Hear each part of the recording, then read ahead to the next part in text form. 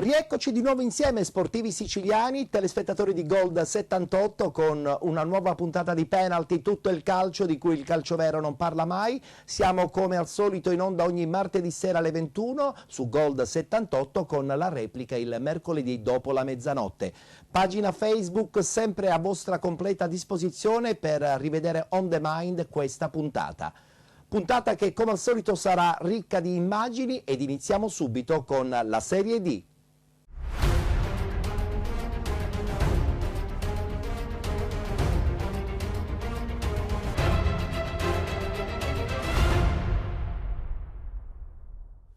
Seconda giornata del campionato di Serie D, iniziato proprio la settimana scorsa, subito il tabellino appunto delle partite di domenica 4 ottobre 2020. Questi risultati: ACR Messina batte Biancavilla 1-0, Città di Sant'Agata batte Marina di Ragusa 1-0, Dattilo batte FC Messina 1-0, Licata batte Rocella 2-0, a Paternò Castrovilla li batte Paternò 2-1. La partita Rende Cittanovese è stata rinviata al 14 di ottobre. Vittoria del San Luca 3-2 in casa contro il Gelbison, vittoria anche per il Santa Maria Cilento 4-0 contro il Rotonda ed infine pareggio nel derby tutto siciliano tra Troina e Aciriale. Questa è la classifica, dove troviamo in testa Castrovillari, Dattilo, Aciriale, ACR Messina con 4 punti. Santa Maria Cilento, Biancavilla, FC Messina, Gelbison, Città di Sant'Agata, San Luca, Marina di Ragusa, Licata e Rotonda e Paternò con 3 punti, Troina e Cittanovese 1 punto, Rende e Roccella 0 punti, Rende e Cittanovese, vi ricordo, hanno una partita in meno. Il prossimo turno si giocherà domenica prossima, domenica 11 ottobre, questo è il tabellino. Aciriale Città di Sant'Agata, Biancavilla Licata, Castrovillari Santa Maria Cilento, Cittanovese Marina di Ragusa, FC Messina Troina, Gelbison Rende, Paternò Dattilo, Roccella San Luca ed infine Rotonda ACR Messina. Iniziamo subito con il derby tutto siciliano tra Troina ed Aciriale e sentiamo le parole di un ex molto importante a Troina, ovvero l'allenatore dell'Aciriale Giuseppe Pagana. Il primo tempo è stata una partita ben giocata, abbiamo tenuto benissimo il campo, fraseggiando tantissimo, poi negli ultimi 20 metri abbiamo sbagliato sempre l'ultimo passaggio del cross. Magari i ragazzi inizialmente avevano difficoltà con il rimbalzo della palla perché oggi il campo era in sintetico, però hanno tenuto benissimo il campo, abbiamo rischiato poco, qualche ripartenza ma fa parte del gioco. A fine primo tempo potevamo fare gol sull'occasione prima di Rossetti e poi di Savanarola. Un buon punto fuori casa, diamo continuità al risultato di domenica. Come vediamo negli altri campi i risultati sono in perfetto equilibrio, non ci sono quelle squadre che riescono a vincere facilmente. Sapevamo che quest'anno sarà un campionato tosto e noi dobbiamo continuare a prepararci per far affrontare tutte le partite nella maniera giusta.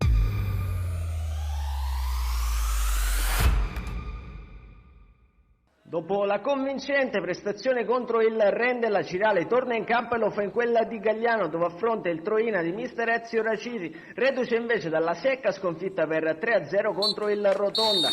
Sarà un match salvo di occasioni, ma con i Granata col pallino del gioco per tutti e 90 minuti. Si parte subito al 19esimo con il lancio di Bertolo verso Rossetti, che innesca la corsa di Mauseri, che va via sulla sinistra, galoppa, entra in area di rigore, prova il destro, pallone però che termina al lato. Più tardi ci prova invece Savanarola con il destro che viene provato all'interno dell'area di rigore, pallone però deviato da un avversario. Qui la risposta del Troina con l'ottima chiusura da parte di Mazzini. Poi al 42esimo c'è il palo colpito da Rossetti con un avversario che poi salva tutto su Savanarola. La prima frazione termina dunque 0-0, nella ripresa c'è subito l'Aciriale in avanti con questa iniziativa da parte di Gabriel Bianco, che prova a mettere questo pallone al centro, pallone respinto dalla difesa, poi Rizzo prova il mancino che termina largo. Più avanti arriva la chance più ghiotta del match con Savanarola che svetta di testa, pallone di pochissimo alto. Al 58esimo episodio chiave con Rizzo che cade giù in aria per il direttore di gara e simulazione e dunque espulsione per il 10 Granata, che era già stato ammonito nel primo tempo. Nel finale l'Aciriale prova ad affidarsi alle iniziative di Talla Soirée, ma dopo 5 minuti di recupero arriva il triplice fischio del direttore di gara che decreta la fine del match.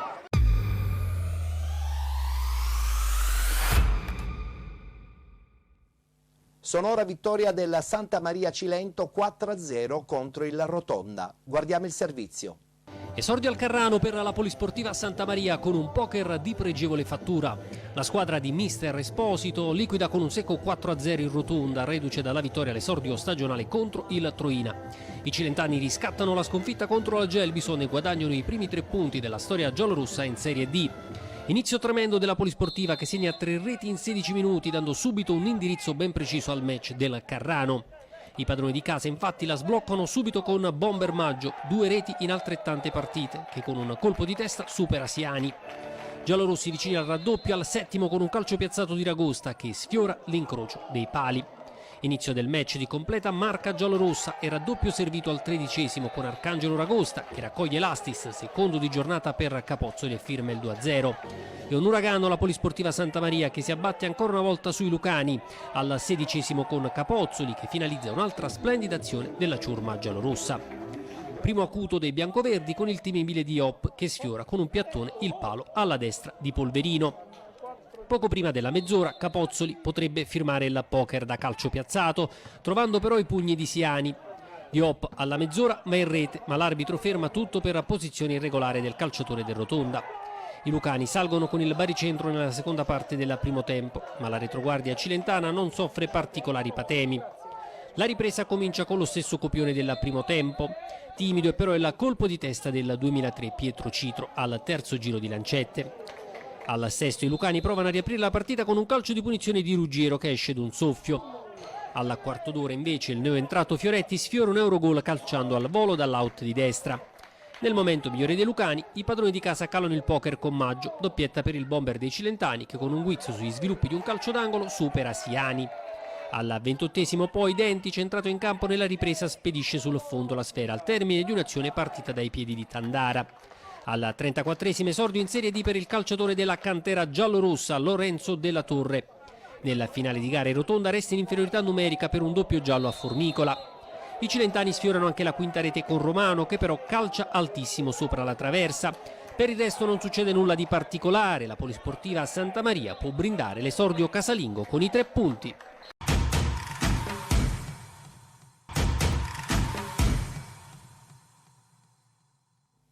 Domenica importante per il San Luca che in casa batte il Gelbison 3-2. Anche in questa occasione abbiamo il servizio. La prima storica volta al Corrado Alvaro nel massimo campionato dilettantistico per il San Luca di mister Francesco Cozza che ospitava la Gelbison di mister Giuseppe Ferrazzoli, reduce dalla sconfitta allo stadio Franco Scoglio di Messina per 2-1. La compagine giallorossa ospitava invece la compagine rosso-blu, reduce da una vittoria in rimonta nel derby campano contro la Polisportiva Santa Maria. A dirigere l'incontro il signor Simone Gauzolino e la sezione di Torino coadiuvato da Francesco Davide Bonaccorso di Catania e Giuseppe Minutoli di Messina. Consueti riti pre-gara tra le due formazioni, maglia rosso-blu per la Gelbison, completo total black, terza maglia presentata in settimana per il San Luca, fischietto alla bocca per il direttore di gara e si può partire. La prima iniziativa è di Marca, ospita l'11° con Koulibaly che svetta tutto solo in area di rigore non riuscendo a portare in vantaggio i cilentani. Lo stesso Koulibaly serve un compagno, c'è l'inserimento dalle retrovie di Coiro. Calcia al lato da buona posizione, la reazione del San Luca non tarda ad arrivare. Al quarto d'ora in cabina di regia Nagore innesca Romero, il quale rientra sul destro, serve Cotroneo che dal limite dell'area però spara al lato. Al 27° slide indoor di questa sfida, misunderstanding nella retroguardia giallorossa, si insinua Koulibaly che pesta alla testa di Calleco già ammonito. Costringe il fischietto torinese a mandarlo anzitempo sotto la doccia. Resta in 10 uomini la Gelbison per questo intervento scellerato del proprio numero 99 che uscirà contrariato dai 6.000 metri quadrati del Corrado Alvaro. Nulla di grave per fortuna per Calleco, non subisce il contraccolpo psicologico la Gelbison che al 33° sul cross di Uliano trova il colpo di testa di Dorsi che batte Calleco per il vantaggio della compagine campana. 0-1 ora allo stadio Corrado Alvaro, è passata in vantaggio la Gelbison grazie alla zuccata di Dorsi nonostante l'inferiorità numerica contro il C, contro il V, perché lo stesso Uliano da calcio piazzato impegna severamente Calleco che in arretramento riesce a metterci il guantone con questa super parata plastica. Ci riprova però il numero 8 cilentano direttamente da corner. Uliano fa 0-2 al minuto 36. Sorprende sì, questa volta Callego che si lascia scavalcare dal pallone e poi bacia il palo prima di insaccarsi in fondo alla rete. Corre ai ripari mister Cozza che getta nella mischia Carbone e Marchionna in luogo di Nagore e Cotroneo. I cambi non sortiscono subito però gli effetti sperati, perché al secondo minuto di recupero e la prima frazione di gioco Vargas calcia addosso ad Agostino e poi Marchionna si divora il gol che avrebbe potuto accorciare le distanze prima della pausa. Segue infatti il duplice fischio del direttore di gara, squadre negli spogliatoi sul parziale di 0-2. Dorsi e Uliano sin qui regalano i 3 punti alla Gelbison, ma c'è ancora un secondo tempo da giocare. Torniamo infatti in campo con le immagini a cura di Vincenzo Morello. Dopo 3 di gioco spazio al numero 7 Pelle che entra al Corrado Alvaro. Dopo 2 minuti serpentina dalla sinistra di Leveque che si sposta il pallone sul destro, sfiora il palo alla sinistra di D'Agostino. Il San Luca ora un altro piglio in campo, l'iniziativa personale di Pelle che prova a calciare a rete, deviato il suo tentativo mancino. 2 minuti più tardi taglio profondo di Vargas servito col contagiri. Vargas va col tocco sotto e riapre questa sfida, scavalca D'Agostino, il Panzer argentino. 120 secondi più tardi rimonta completata con la palla messa in mezzo da Murdaga per uno stacco imperioso di De Miranda. Il San Luca ha pareggiato in appena 2 minuti, riacciuffa questa sfida grazie alle reti di Vargas e De Miranda. Galvanizzata la formazione di mister Ciccio Cozza che deve però pescare dalla panchina fuori De Foglio dentro Arcuri dopo uno scontro di gioco con Vargas. Minuto 69 però, occhio alla ripartenza della Gelbison, cross dalla destra, Majorano tutto solo davanti a Callego, calcia sull'esterno della rete. 11 minuti più tardi l'incursione di Pelle che ha spaccato in 2 questa partita, cross al rimorchio, il tentativo di Carbone col destro abbondantemente alto sulla trasversale della porta difesa da D'Agostino. Il gol è nell'aria, il San Luca assapora la sua preda, il cross dalla sinistra di Pelle per Vargas che sotto porta fa 3-2, la ribaltata. Il San Luca la prima volta al Corrado Alvaro non la dimenticheranno mai, la doppietta di Vargas inframezzata dalla rete di De Miranda, da 0-2 a 3-2, è tutto vero a San Luca. Ancora un'occasione nel finale, Leveque mette nel mirino l'angolino basso, non ci arriva per un soffio finale all'arrembaggio, all'arma bianca della Gelbison che ci prova in qualche modo, vuole rovinare la festa al San Luca con questo tentativo di Pipolo in rovesciata, percorre un brivido lungo la schiena di Callego, segue però il triplice fischio del fischietto torinese. San Luca ribalta all'iniziare il 0-2 e si regala la prima storica vittoria nel massimo campionato dilettantistico. Un saluto allora amici appassionati, appuntamento come al solito alla prossima. È andata male alla squadra del Paternò, purtroppo seppur in vantaggio perde in casa contro il Castrovillari. Guardiamo il servizio di Federica Zammataro. Termina 1-2 la seconda giornata di campionato di Serie D Girone I tra Paternò e Castrovillari, gara che ha visto i rossazzurri cedere il passo alla formazione calabrese nella prima gara in casa al Falcone Borsellino dopo 1 anno e mezzo di imbattibilità. Andiamo alla cronaca, al quinto pericoloso della formazione ospite, un intervento di Rodi che però Ferla manda in corner. Ancora l'estremo difensore rossazzurro si rivela decisivo per un'altra palla pericolosa di Di Battista. Al 21esimo ancora la formazione calabrese ci prova Fragapane, il tiro si spegne alto sopra la traversa. 1 minuto dopo su cross di Rodi ci prova Corrado, il tiro è impreciso e termina fuori. Al 25esimo rimessa in favore dei rossazzurri, palla che termina dalle parti di Manfrè, il suo tiro viene bloccato e intercettato dall'estremo difensore del Castrovillari, ma la sfera sfugge, Coris se ne approfitta e dinanzi la porta non ci pensa 2 volte, puntando in vantaggio i rossazzurri. Castrovillari prova a reagire quasi subito, prima con un tiro ad opera di Di Battista, poi trova il gol al 30esimo. Cross ingannevole di Fragapane, occasione sfruttata da Corrado che ristabilisce così la parità. Sul finale del primo tempo si segnala ancora un tentativo ad opera del Castrovillari con il solito di Di Battista, tiro impreciso, termina fuori. 1 minuto di recupero, poi il duplice fischio ed il parziale di 1-1. Seconda frazione di gioco che prende il via con un cambio per il Paternò, esce Aureliano, entra Puglisi. Al 17esimo il direttore di gara Verrocchi della sezione di Sulmona assegna una punizione su un fallo, almeno pare praticamente inesistente, di Majorano. Punizione del limite, batte Manuel e mette a segno il gol che porta in vantaggio il Castrovillari e 1-2. A seguire non accade praticamente granché, un finale però al Cardo e Palma quando al 48esimo un cross perfetto di buon tempo Di Stefano non riesce ad agganciare per bene, dinanzi la porta spreca un'occasione d'oro per ristabilire i conti. Tuttavia dopo 4 minuti di recupero non c'è più tempo, Paternò-Castrovilleri termina così 1-2.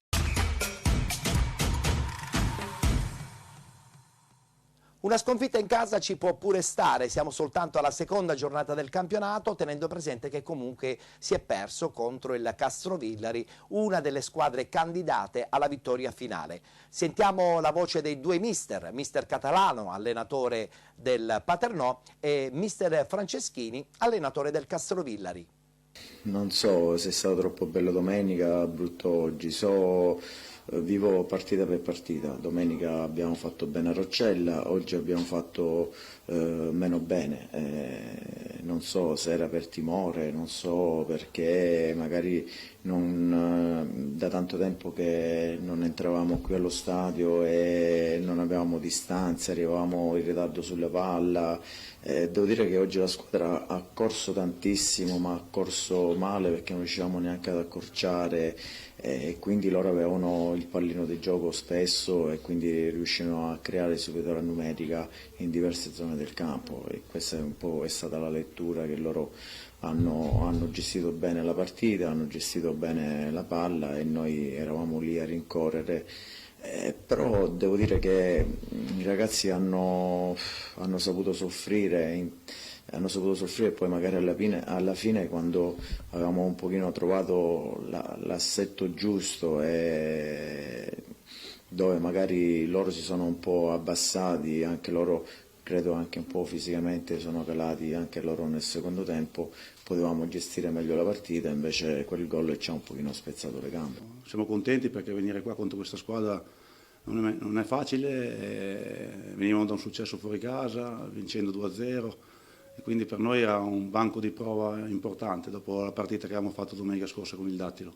Sì, siamo stati bravi a crederci perché il primo tempo, come ho detto prima, abbiamo fatto un grandissimo primo tempo e secondo me dovevamo chiuderlo in vantaggio. Poi dopo è normale che il Paternò ha messo dentro forze fresche, ha alzato il baricentro negli ultimi 5 minuti, ha messo anche gli attaccanti davanti e noi, come per salvare il risultato, per difenderlo, ci siamo abbassati tanto e abbiamo smesso un po' di giocare come abbiamo fatto in precedenza. Poi i gol sono venuti secondo me su una bella azione, su una punizione che poi adesso non so se c'era o non c'era, però poi alla fine ne succedono tante di queste cose qua durante la partita. Anche la rimessa laterale sul gol del Paternò è stata battuta molti metri avanti, quindi diciamo che hanno pareggiato i conti.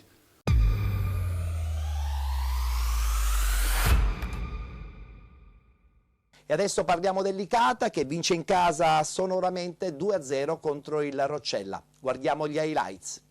Tutto pronto per l'avvio della gara, le squadre sono al bordo del campo, pronte, guidate dal signor Di Francesco di Ostia Lido. Cannavò, vertice destro dell'area, le finte di Cannavò sull'avversario, Cannavò adesso la mette sul sinistro, prova il tiro alto, buona la preparazione, non c'è stata però la precisione. Carrozza converge con il destro e il tiro verso Moschella, parata semplice. Bravissimo Brunetti a far ripartire il Licata, ha capito tutto, pallone a Fernandez, Brunetti lo insegue quasi a volersi proporre in posizione, converge in mezzo Fernandez, pallone per Adegliamo che la lascia, Cannavò posizione regolare, Cannavò le finte su Bertora, adesso va sul mancino, il lob in mezzo con Capellini che l'appoggia di testa tutto solo verso Scuffia. Bertora che vediamo va direttamente alla conclusione, il pallone gira poco, comunque Moschella in controllo, nulla di pericoloso, minuto 26, Licata 0, Roccella 0. A sinistra per Brunetti, subito su di lui va Lupo, poi il pallone per Fernandez, lo scambio buono con l'esterno con Brunetti che la potrebbe mettere in mezzo, tagliata, attenzione, cade giù la spada, quasi spinto, ma il pallone arriva dalle parti di Mazzamuto, siamo dall'altra parte,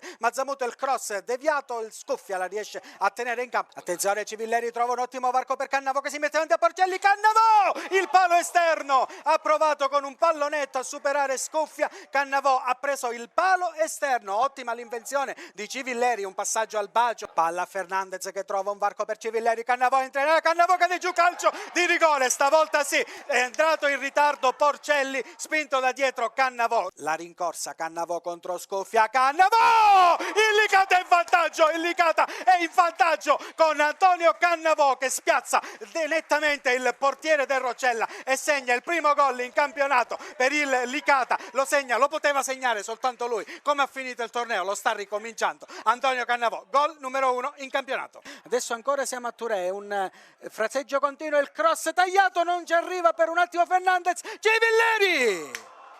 42esimo e mezzo, Coluccio prova ormai a fare l'attaccante aggiunto, palla al lupo che serve sulla destra, Bertora mette palla sul mancino, il cross che arriva in mezzo, non ci arriva per pochissimo, Rigo si lamenta anche per una trattenuta, Camacho il cross sul primo palo, svetta la spada, pallone che arriva in Briola, poi la difende Saverino e si prende un altro calcio di rigore. Bravo, furbo, audace Saverino a mettersi davanti con il corpo. Domenica scorsa questo non l'hanno fischiato a Cannavò, lo hanno fischiato oggi a Saverino. Antonio Cannavò spiazza anche questa volta e finisce qui praticamente la gara con il Licata che segna il gol del 2-0 al minuto 93 e 30 secondi, segna ancora una volta Antonio Cannavò e cambia quindi il risultato. Licata 2, Roccella 0.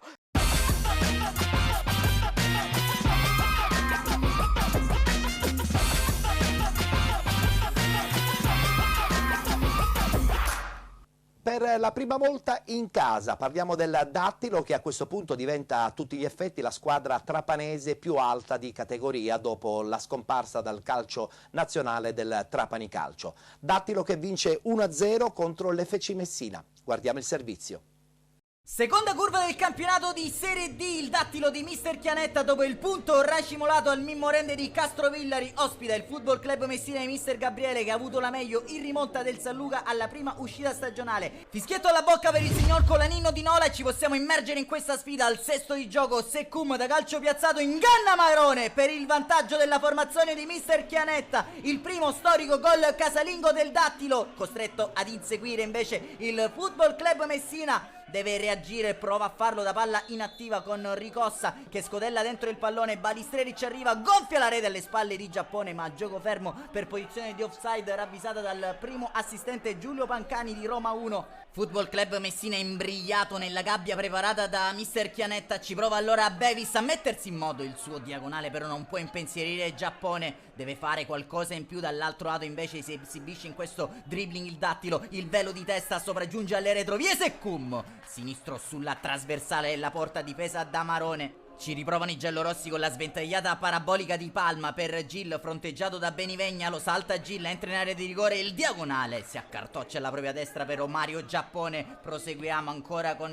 il cross di Ricossa, il pallone è interessante per Palma che arriva con un istante in ritardo, riesce a mantenerlo in campo, poi deviato in corner, si dispera il centrocampista campano. Termina così la prima frazione di gioco e non passerà di certo alla storia per gol e spettacolo. Serve qualcosa in più alla formazione di mister Ernesto Gabriele. Va benissimo così invece per quella di mister Chianetta. Dentro Gaspar e D'Ambros in luogo di Balistreri e Bevis. Passiamo allora al film della ripresa. Ci prova l'FC Messina con questa iniziativa portata avanti da Gil sull'out mancino, fronteggiato da un avversario. Gil arriva dalle retrovie, il tentativo di Gaspar. Giappone è attento con i guantoni a smanacciare via il tentativo mancino del subentrato. Dall'altro lato Benivegna con le mani per testa, lo scarico per la corrente Terranova, il destro svirgolante non inquadra lo specchio e la porta difesa da Marone, ancora cambi dentro Quitadamo e Muchiele in luogo di Ricossa e Balistreri, dentro anche Michele Fragapane per il Dattilo, ci prova invece da calcio piazzato l'FC Messina con D'Ambros, ma vola Mario Giappone a levare il pallone dall'incrocio dei pali.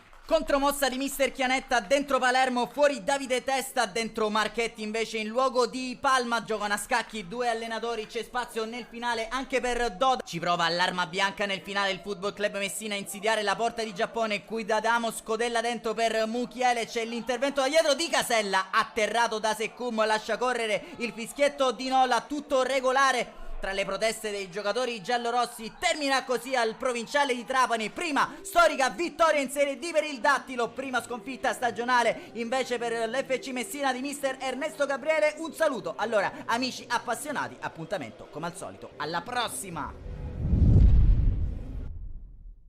Siamo alla seconda giornata del campionato di Serie D, si affrontano Città di Sant'Agata e Marina di Ragusa, padroni di casa pericolosi al 18° tentativo di Figarotta che viene respinto da Puglisi, al 20° ancora l'ex Palermo in area di rigore protagonista, prova il tiro al volo su una grande sventagliata, trova solamente l'esterno della rete al 34°, occhio perché sarà un episodio chiave, quello dell'ammonizione di Senè, peserà tantissimo nell'economia della partita per il Marina di Ragusa, termina il primo tempo su questa punizione di Figarotta, 0-0 tra Città di Sant'Agata e Marina di Ragusa, dopo che nelle rispettive gare d'esordio la formazione di mister Ferrara ha perso per 4-3 nel pirotecnico match contro il Biancavilla e Marina di Ragusa invece ha avuto la meglio sul Ligada. Partiamo col film della ripresa, subito in avanti il Città di Sant'Agata, cross dalla sinistra che viene però controllato agevolmente da Pellegrino, poco dopo pallone dentro, Pellegrino si fa sfuggire dalle mani la sfera, a terra Cicirello, calcio di rigore per il Città di Sant'Agata che ha la ghiotta chance al 55° di sbloccare il risultato e lo fa con Luca Figarotta, prima firma in biancazzurro per il calciatore ex Palermo che con questo calcio di rigore batte Pellegrino e mette il vantaggio per i suoi. Dall'altra parte risponde a un calcio di punizione il portiere del Città di Sant'Agata su Puglisi, arriva la seconda ammonizione al 63° per Sanè e allora rosso per il Marina di Ragusa che resta in 10 fino al termine della partita. Cicirello in area di rigore, spina nel fianco per la difesa del Marina di Ragusa, addirittura qui riesce a rialzarsi, miracolo da parte del portiere Pellegrino, poteva starci anche il secondo di rigore di giornata per il Città di Sant'Agata che qui deve difendersi, colpo di testa di schiena che sfiora soltanto il pareggio all'86°, ultima chance degna di nota della partita, il pallone finisce ad Aveni che stoppa col destro, troverebbe il gol del 2-0 ma è tutto fermo per posizione di fuorigioco, termina così il match al Fresina, il Città di Sant'Agata si impone sul Marina di Ragusa con risultato di 1-0, decide il gol di Luca Figarotta su calcio di rigore. Amici della Wii Sport, 3 punti a testa per le due formazioni dopo 2 giornate, ma il Marina di Ragusa aspetta l'esito del ricorso del Ligada.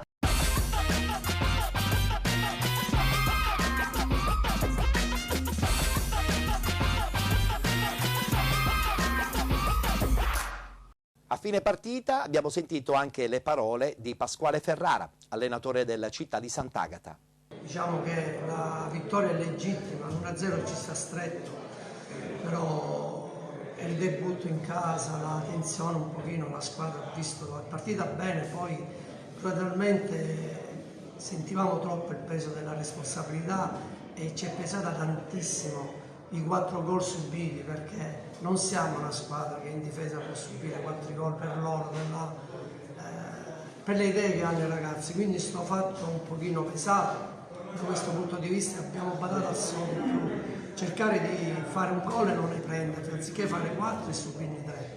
Quindi questa è stata la differenza della prima partita e la differenza della squadra che, ripeto, la prima partita vera, un po' la situazione del pubblico che ti dà in casa, qua sappiamo il Fresina, il gruppo Caos, il gruppo Tribuna sono trascinano, quindi noi un pochino questo qua quando avevamo bisogno quell'adrenalina in più non l'abbiamo avuta, però i ragazzi sono stati bravi, hanno dato tutto e quello è quello che a me interessa, ci tenevano tantissimo.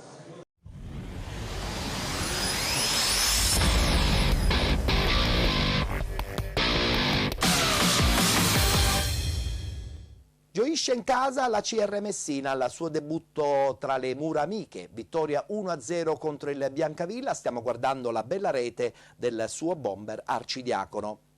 Dopo questa vittoria sicuramente si può incominciare a pensare in positivo. Sentiamo le parole di mister Novelli, allenatore della CR Messina.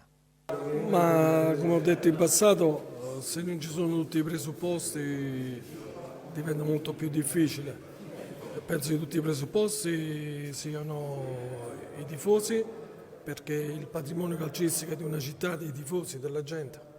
Noi siamo ospiti sul territorio dove si può cercare di costruire con pazienza qualcosa e abbiamo bisogno dell'aiuto di tutti e la collaborazione di tutti. Se siamo bravi noi attraverso buone prestazioni a coinvolgere un po' tutto l'ambiente e ricostruirlo, secondo me è un vantaggio per noi e svantaggi per gli avversari. Sa, quando una squadra come noi che prova, non butta mai palla, prova a costruire tranne in qualche occasione, l'abbiamo fatto, ma bisogna uscire in modo diverso, c'è un dispendio di energia maggiore rispetto all'avversario che mette sempre gioco su un gioco lungo, mette la palla, non deve ragionare tanto.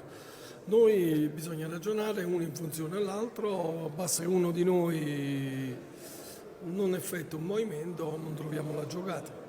Ecco, e questo bisogna avere più partite nelle gambe, bisogna crescere, bisogna avere tempo. L'importante è che in queste vittorie non ci fanno chiudere gli occhi, perché abbiamo fatto dei passi in avanti, però su alcune cose no.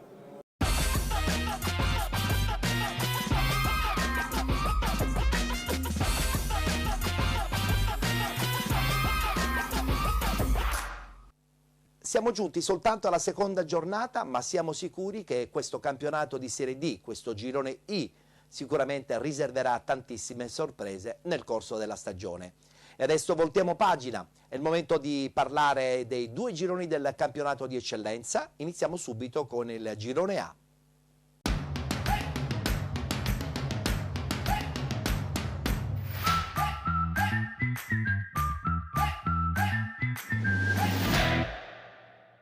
Si è giocata la terza giornata, questi i risultati. Agragas batte Marsala 2-1, Canicattì batte Dolce Onorio Folgore 2-0, Don Carlo Misilmeri batte Cuspalermo 5-0, Mazzara batte Castellammare 3-0, pareggio tra Nissa e San Cataldese 1-1. Casteltermini batte Oratorio San Ciro e San Giorgio 4-1, Parmonval batte Monreale 1-0 ed infine Profavara batte Unitas Sciacca 1-0. Questa è la classifica dopo la terza giornata. In testa abbiamo Canicattì, Parmonval e Profavara con 9 punti, San Cataldese 7 punti, Agragas, Mazzara, Don Carlo Misilmeri, Casteltermini e Monreale 3, Nissa 2, Unitas Sciacca, Dolce Onorio Folgore, Castellammare, Oratorio San Ciro e San Giorgio e Marsala 1 punto. Chiude la classifica all'ultimo posto il Cuspalermo con 0 punti. Agragas e Casteltermini debbono recuperare una partita. Guardiamo adesso il tabellino del prossimo turno, la quarta giornata di andata, questi gli incontri: Cuspalermo-Nissa, Canicattì Profavara, Castellammare Don Carlo Misilmeri, Casteltermini Dolce Onorio Folgore, Marsala Oratorio San Ciro e San Giorgio, Monreale Agragas, San Cataldese Parmonval, Unitas Sciacca Mazzara. Ed iniziamo parlando del Mazzara che vince in casa 3-0 contro il Castellammare, ma c'è un altro ennesimo terremoto. Sentiamo le parole a fine partita del presidente del Mazzara, Davide Titone.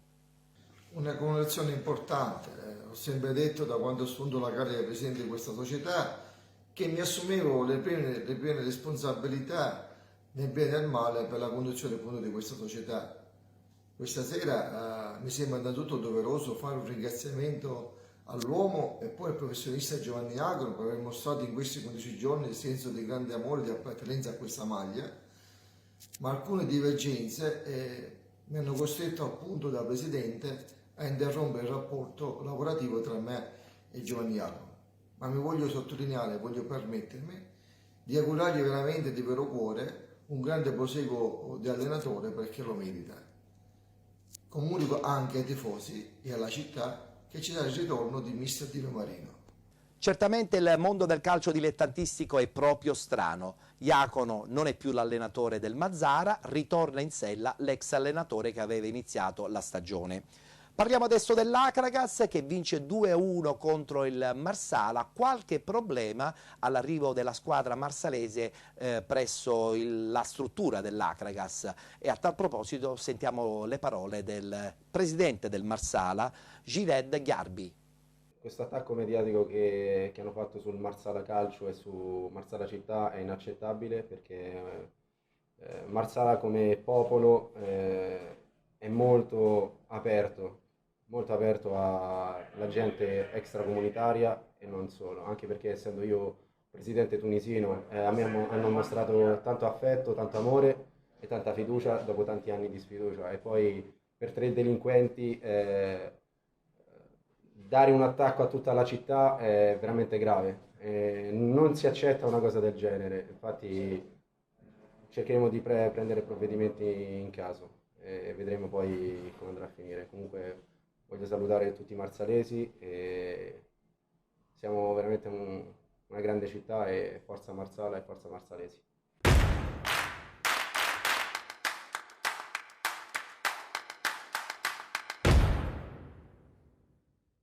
Allargo le braccia quando sento certe dichiarazioni nel calcio dilettantistico. Rimango sorpreso appunto dalle dichiarazioni del presidente del Marsala.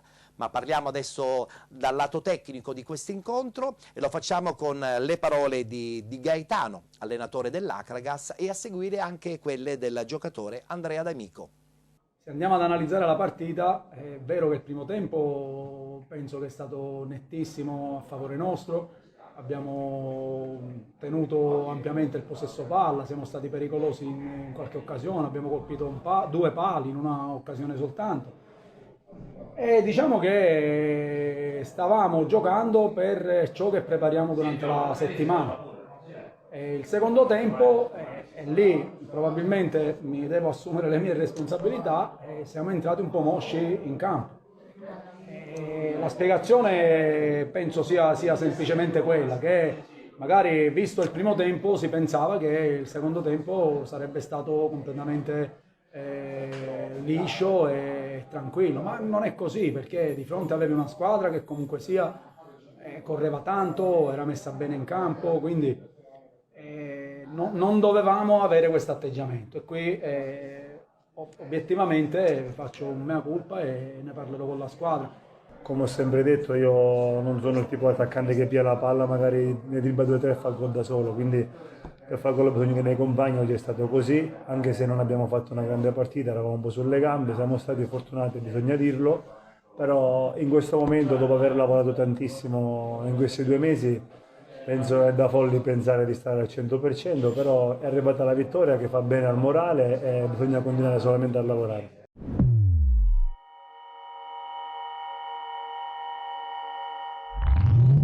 Certamente non è un buon momento per il Cus Palermo, terza sconfitta di seguito, questa volta in casa del Don Carlo Misilmeri. Guardiamo gli highlights di Antonino Di Fede. In profondità a cercare Serio, di rigore, Serio al centro, Albeggiano, Totò Albeggiano, porta in vantaggio la Don Carlo, 6:20 sul cronometro, la firma del numero 9 della Don Carlo Misilmeri. Poi Cerniglia allarga per Di Paola che ha spazio, poi andrà l'1 contro 1 con Cardella, Di Paola, serie di finto, ubriaca l'avversario, mette al centro, Serio!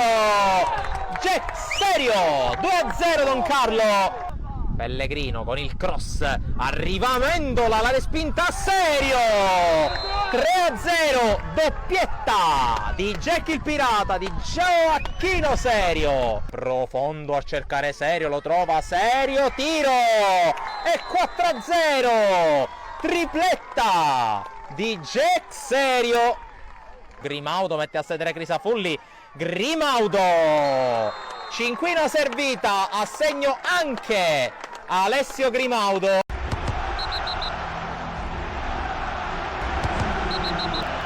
È finita 1-1 invece l'ennesimo derby tra Nissa e San Cataldese. Abbiamo sentito a fine partita il mister della Nissa, Bognanni. Sono fiducioso, sono sicuro che faremo bene perché, ti ripeto, il gruppo è unito, il gruppo è compatto e stiamo migliorando giorno dopo giorno. Ragazzi con 3 allenamenti sulle gambe oggi hanno dimostrato di avere gli attributi e di lottare per questa maglia che è gloriosa.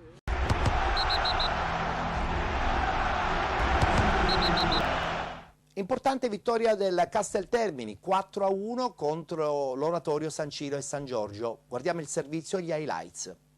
Giornata numero 3 per il campionato di eccellenza Girone A, amici spettatori dal nuovo comunale di Marineo, un saluto a tutti da Antonino Di Fede. L'Oratorio San Ciro e Giorgio ospita il Casteltermini. Attacca dalla destra il Casteltermini, pallone messo al centro con una deviazione di Nino Bertolino che si stampa sulla traversa.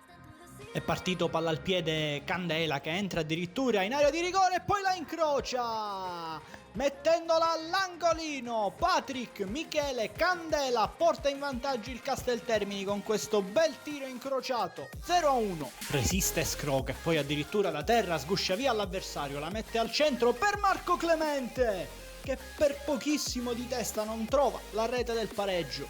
Rimessa laterale battuta verso Piazza che si coordina, De Miere con un grandissimo intervento nega il gol ad un'altrettanta grandissima conclusione di Stefano Piazza. Lancio lungo a cercare Bamba in posizione regolare, Bamba calcia in porta trovando una traiettoria impensabile. Ibrahim Khalilou, Bamba segna e fa 2-0 per il Casteltermini. Ancora pallone a scavalcare la difesa avversaria per Bambà, in area Bambà! Imprendibile Bambà, il classe 2000 fa 3-0 per la squadra di Mister La Bianca. Ancora calcio d'angolo per il Marineo, pallone al centro, Clemente stacca poderosamente, Marco Clemente segna il gol che riapre la partita per il Marineo, 3-1. Recupera il pallone Bertolino e allora può ripartire il Marineo, Ciancimino verso Clemente, Clemente calcia, respinge Priolo, punizione dal limite dell'area per il Marineo, parte alla rincorsa Scillufo, pallone sul fondo di pochissimo alle spalle di Priolo. Pallone in profondità verso Billè, fa sportellate con Bertolino, vince il contrasto aereo, Billè entra in area, finta il tiro, Billè chiude definitivamente i conti con questo 4-1 il Casteltermini, firmato Lucas Billè. E al termine di questa giocata termina anche qui la partita, il Casteltermini espugna il campo di Marineo battendo l'Oratorio per 4-1, primo tempo tutto di marca ospite con la squadra di La Bianca che si porta in vantaggio per 3-0, nel secondo tempo c'è stata una lieve reazione dell'Oratorio ma non è bastato, vince il Casteltermini 4-1.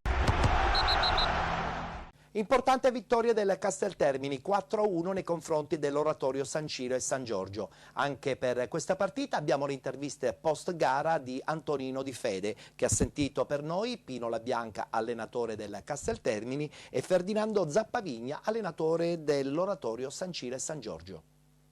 Oggi abbiamo visto questo campo che è come il nostro e di conseguenza ci siamo adattati subito al campo e complimenti ai miei ragazzi per la prestazione, però un po' meno per il secondo tempo dove essendo una squadra giovane la gestione della gara è stato un po' così, però va benissimo uguale.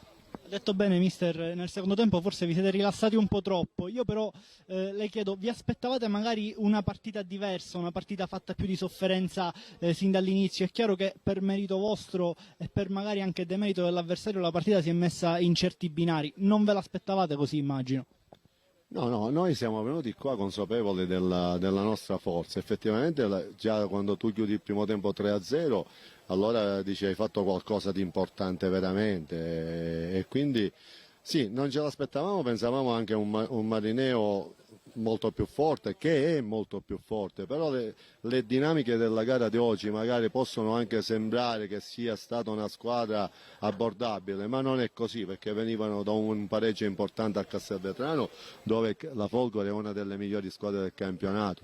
Evidentemente oggi magari l'approccio mentale forse è stato più da parte nostra perché venivamo da una sconfitta e un po' meno da parte loro, però alla fine complimenti ai miei ragazzi e complimenti anche a Casteltermini e al Marineo perché è una buona squadra, ha ampi margini di miglioramento e sicuramente Nando saprà come fare per tirarla fuori dalle problematiche della partita di oggi. Mister, possiamo classificare la sua squadra, il Casteltermini, come una possibile sorpresa di questo campionato? No, ancora è presto per poter dire queste cose. Oggi abbiamo fatto una gara importante, un risultato importante. Mercoledì abbiamo l'Agragas e poi abbiamo ora 3 partite consecutive in casa.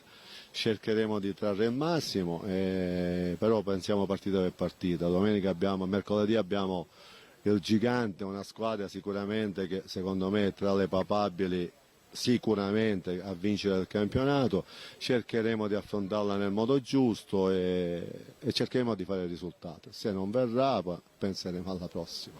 Ho analizzato già a mente serena tutta la situazione, quindi assolutamente mi prendo io le responsabilità di quello che è successo nel primo tempo, faccio un passo indietro come già detto alla società in modo da trovare, gli auguro a loro di trovare la giusta situazione perché così non si può andare avanti. Avevo già detto questo campanello d'allarme nel ritorno di Coppa, avevo detto anche alla partita col Canicattì, quindi c'è bisogno di una scossa. Siccome ho molto rispetto per le persone che mi hanno scelto, ma è giusto dare una scossa a questi ragazzi. Mister, da quello che però hai detto tu, la scossa la scorsa partita c'era, almeno sembrava ci fosse stata, poi inspiegabile questa prestazione dal punto di vista mentale. Hai detto bene dal punto di vista mentale, le partite non si vincono durante la settimana perché si valuta un avversario meno forte o più preparato in base ai nomi o in base alla difficoltà della trasferta. Qua ci vuole maturità, ci vuole passarsi la mano sulla coscienza perché c'è gente alle spalle che fa veramente sacrifici, siamo in un periodo difficile dove gli stadi sono chiusi e quindi chi ha la possibilità di giocare in questi campionati ritengo che sia abbastanza fortunato, anche perché ci sono giocatori che vengono retribuiti con delle retribuzioni importanti e quindi devono fare il loro mestiere. Quindi ritengo che, ti ripeto, questo momento a mente serena e lucida penso che sia la situazione giusta, perché la piazza di Marineo non merita queste umiliazioni, che questa di oggi è un'umiliazione.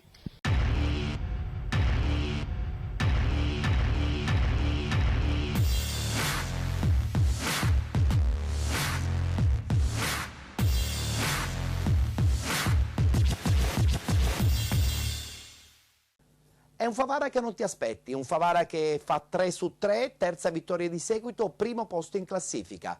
Batte 1-0 l'Unitas Sciacca, sentiamo le parole a fine partita di mister Cavallo, allenatore del Pro Favara. Ho visto una squadra viva, una mentalità vincente contro una squadra non facile da affrontare perché erano tutti arroccati dietro, sono venuti qua per pareggiare. Siamo stati bravi e fortunati a passare in vantaggio e poi una volta passati in vantaggio abbiamo fatto delle trame secondo me molto importanti.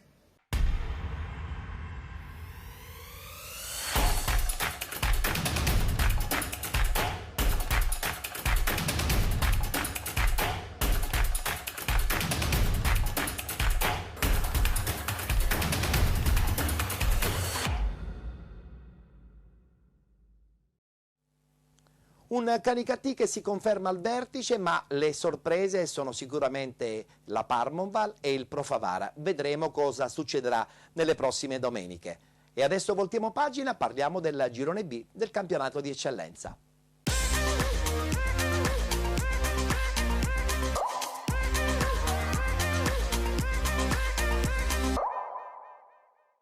È successo di tutto in questo girone B del campionato di eccellenza, subito il tabellino dei risultati. Carlentini batte Enna 2-0, Santa Croce batte Catania San Pio X 3-2, Giarre batte AC Sant'Antonio 3-1, Acquedolci batte AC Catena 2-1, la partita tra Ragusa e Atletico Catania è stata rinviata al 7 ottobre, pareggio tra Real Siracusa Belvedere e Palazzolo 0-0. Anche la partita tra Virtus Ispica e Ionica è stata rinviata al 7 ottobre, mentre il Siracusa fuori casa vince 3-1 con l'Igea 1946. Guardiamo adesso la classifica, dove troviamo in testa solitario il Giarre con 9 punti.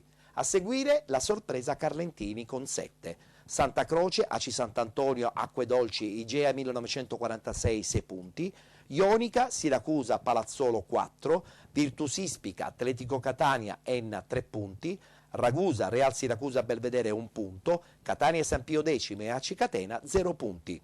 Il prossimo turno, domenica prossima, quarta giornata di andata. AC Catena Igea 1946, Atletico Catania Virtus Ispica, Enna Acquedolci, Giarre Carlentini, Ionica Catania San Pio X, Santa Croce Real Siracusa Belvedere, Siracusa Ragusa, Palazzolo AC Sant'Antonio.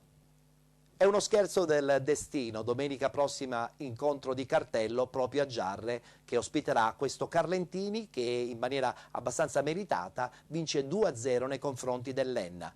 Sentiamo le parole a fine partita anche del suo allenatore Vittorio Iemma, del direttore generale Graziano Strano. L'Enna lo sapevamo che era la squadra che si è dimostrata oggi, una squadra tosta, una squadra importante. Aveva 3 assenze che per loro sono assenze importanti, però hanno una rosa competitiva perché chi ha giocato oggi ha fatto una buona partita.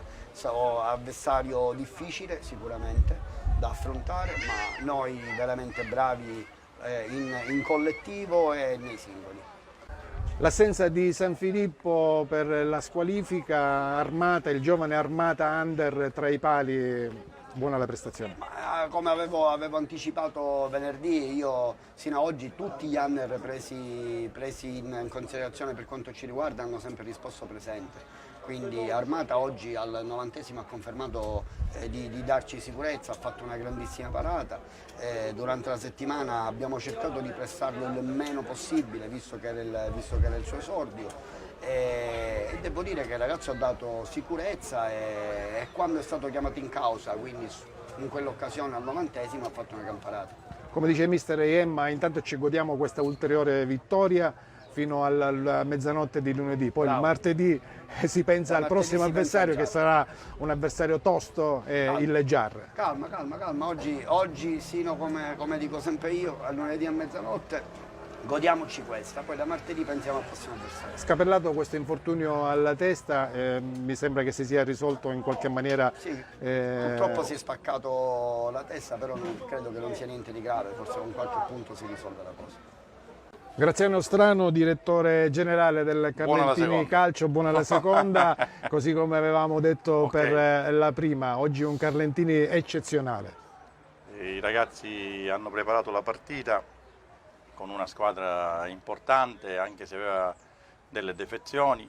Ricordiamoci che era sempre Lenna, non era una squadra qualunque, aveva purtroppo per loro delle defezioni importanti, però noi siamo riusciti grazie al mister Iemma a preparare la partita, chiuderla nel tempo dovuto e poi contenere naturalmente la reazione dell'Enna che, come sappiamo, vuoi o non vuoi, è sempre una squadra importante. Questa figura del nuovo direttore generale del Carlentini sembra portare buoni frutti. Ma guarda, io ho trovato una società seria, preparata, con tutto al proprio posto. Posso mettere dalla mia soltanto la mia esperienza, la mia voglia di portarmi sempre avanti, di combattere per degli obiettivi che per noi, squadra di provincia, sono per prima la salvezza. Intanto il Carlentini si gusta questa piena vittoria contro l'Enna, ricordiamo 2-0, reti di Scapellato, doppietta di Scapellato. Adesso si pensa a gioire per questa vittoria, poi si penserà alla prossima di campionato. Poi si penserà all'ultima, chiamiamola tra virgolette, delle 4 imprese che ci aspettavano, 3 le abbiamo superate, andiamo tranquilli a giocarcela anche a casa di uno stratosferico Giarre che credo abbia vinto 3-1 sul campo di una fortissima squadra che è la Sant'Antonio, che conosco abbastanza bene. Mi premeva dire e fare i complimenti al nostro portiere Alessandro Armata, che veramente è stato un baluardo insormontabile. Dopodiché faccio i complimenti al mister, al direttore Giliberto che ha fatto questa squadra col cuore e con l'anima, e a tutti quanti quelli che credono nel Carlentini Calcio.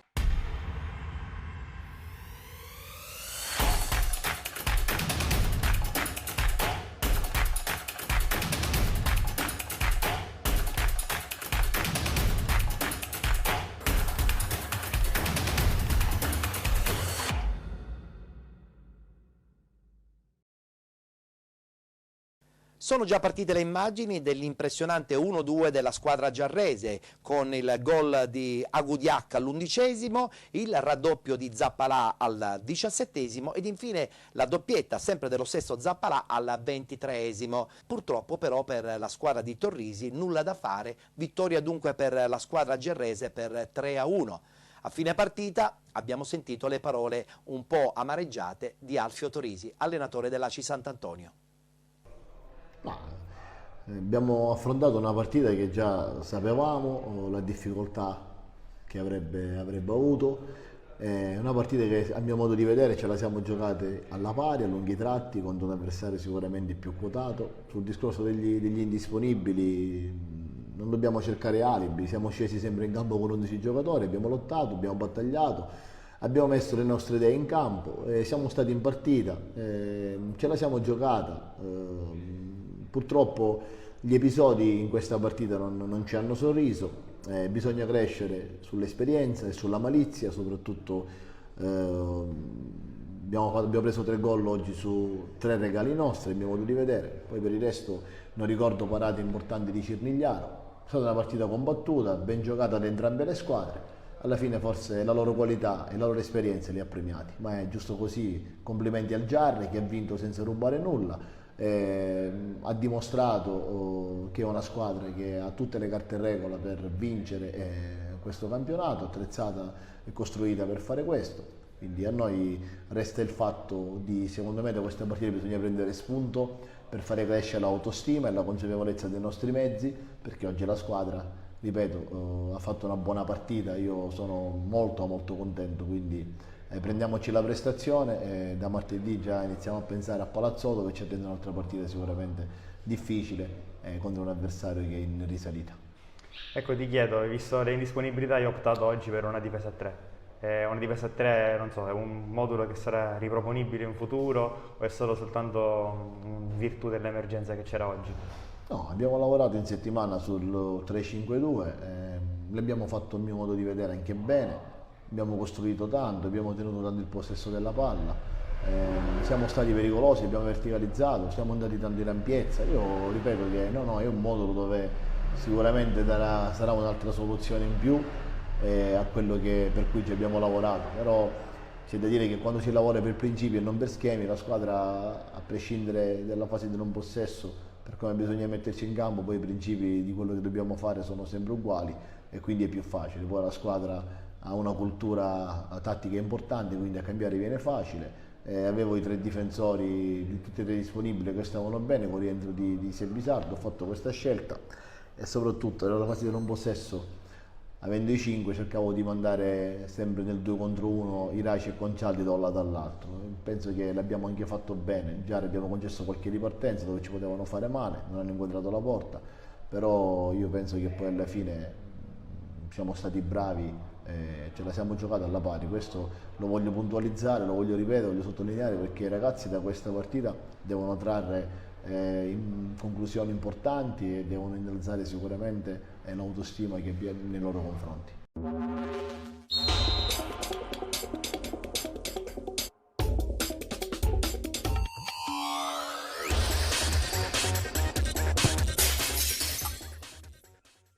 Nel derby tutto siracusano è finita 0-0, pareggio tra Real Siracusa Belvedere e Palazzolo.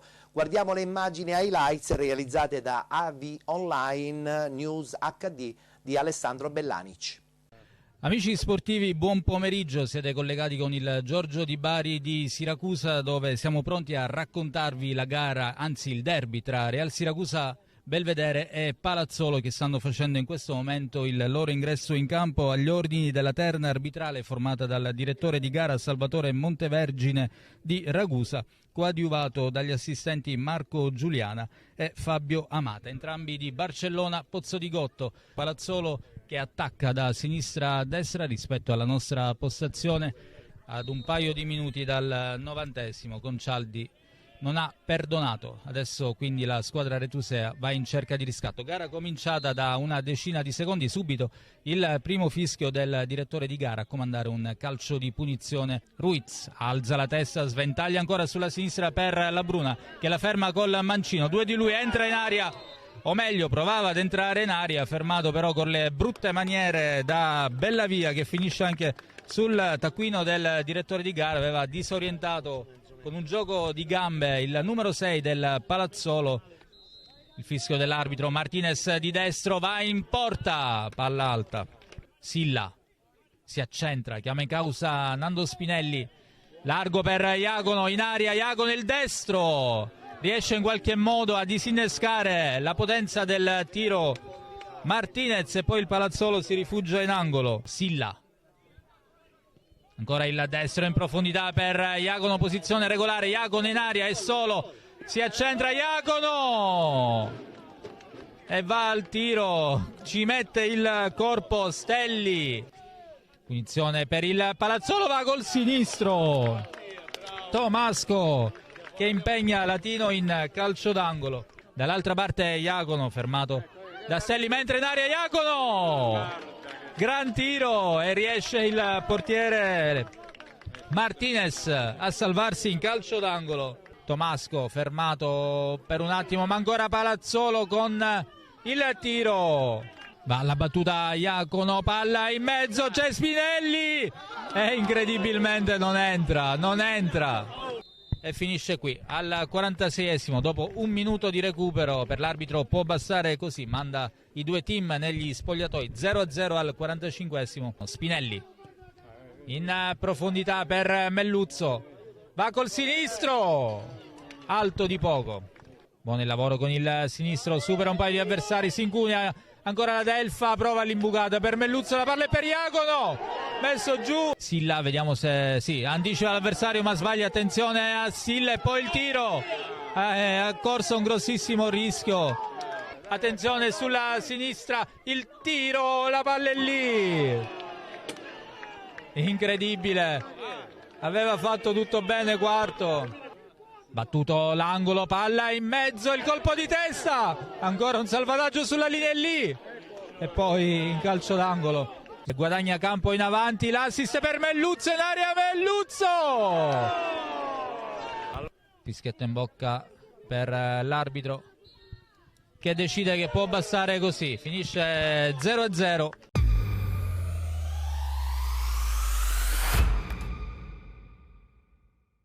Altro incontro di cartello si è disputato a Barcellona Pozzo di Gotto, dove il Siracusa, vincendo 3-1 contro l'Igea 1946, fa un po' capire a tutte le sue antagoniste che anche lei concorrerà per la vittoria finale.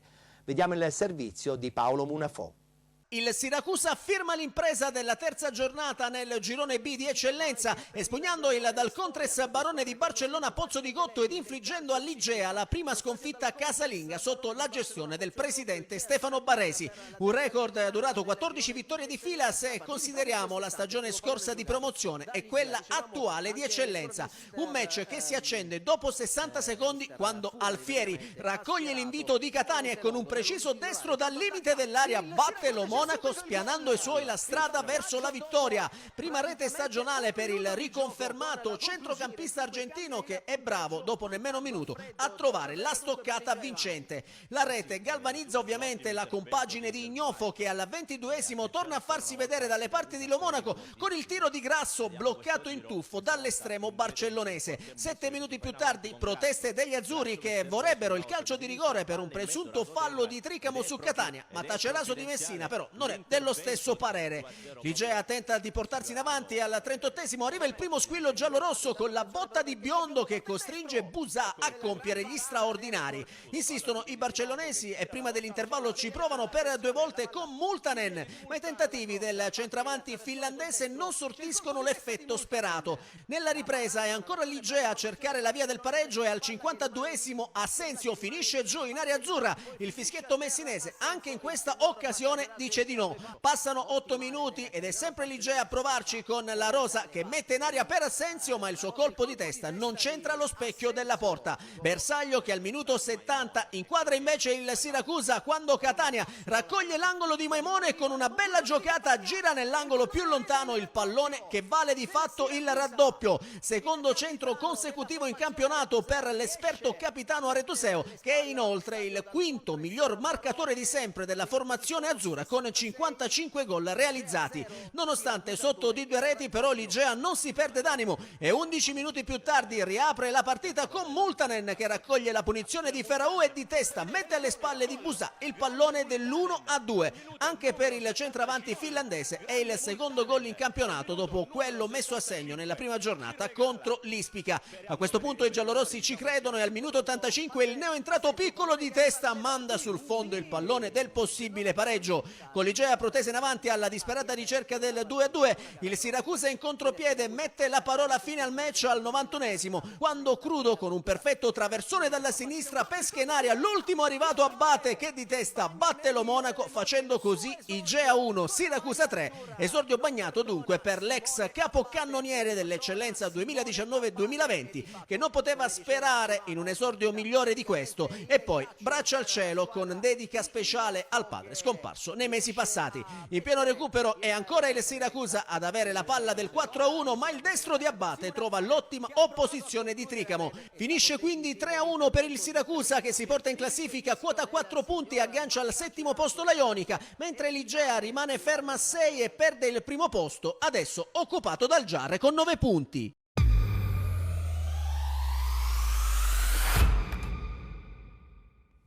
Grande vittoria dunque del Siracusa. A fine partita abbiamo sentito le parole di Giovanni Ignoffo, il suo allenatore. Era importante riuscire a ottenere questa vittoria, i ragazzi hanno fatto tutto quello che c'era da fare per poterlo ottenere. Complimenti a tutti. Sicuramente vincere in un campo come questo qua non è facile per nessuno e noi, anche se siamo in una fase un po' di costruzione generale e quindi anche condizionale, è ovvio che vale doppio perché comunque in questo momento abbiamo affrontato una squadra che sta in testa alla classifica e di conseguenza la spinta morale che può arrivare è importante, ma non dobbiamo abbassare la guardia, anzi ci deve servire da esempio per capire che al di là di tutto, se si fanno delle prestazioni del genere dove si dà tutto, quantomeno si esce vincitori a prescindere dal risultato.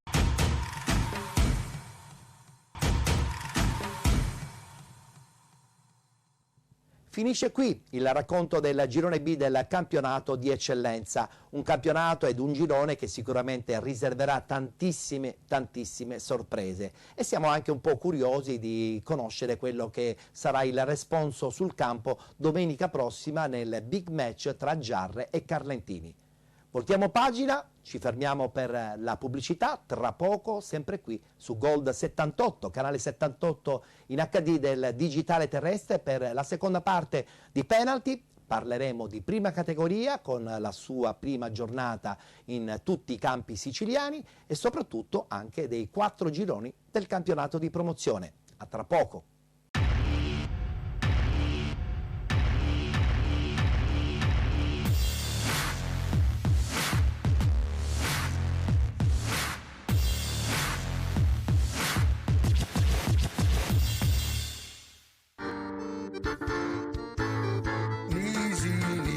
Pasticcerie Nisi, fa l'arancino dove rocata Nisi, la la la la la la la la la la la.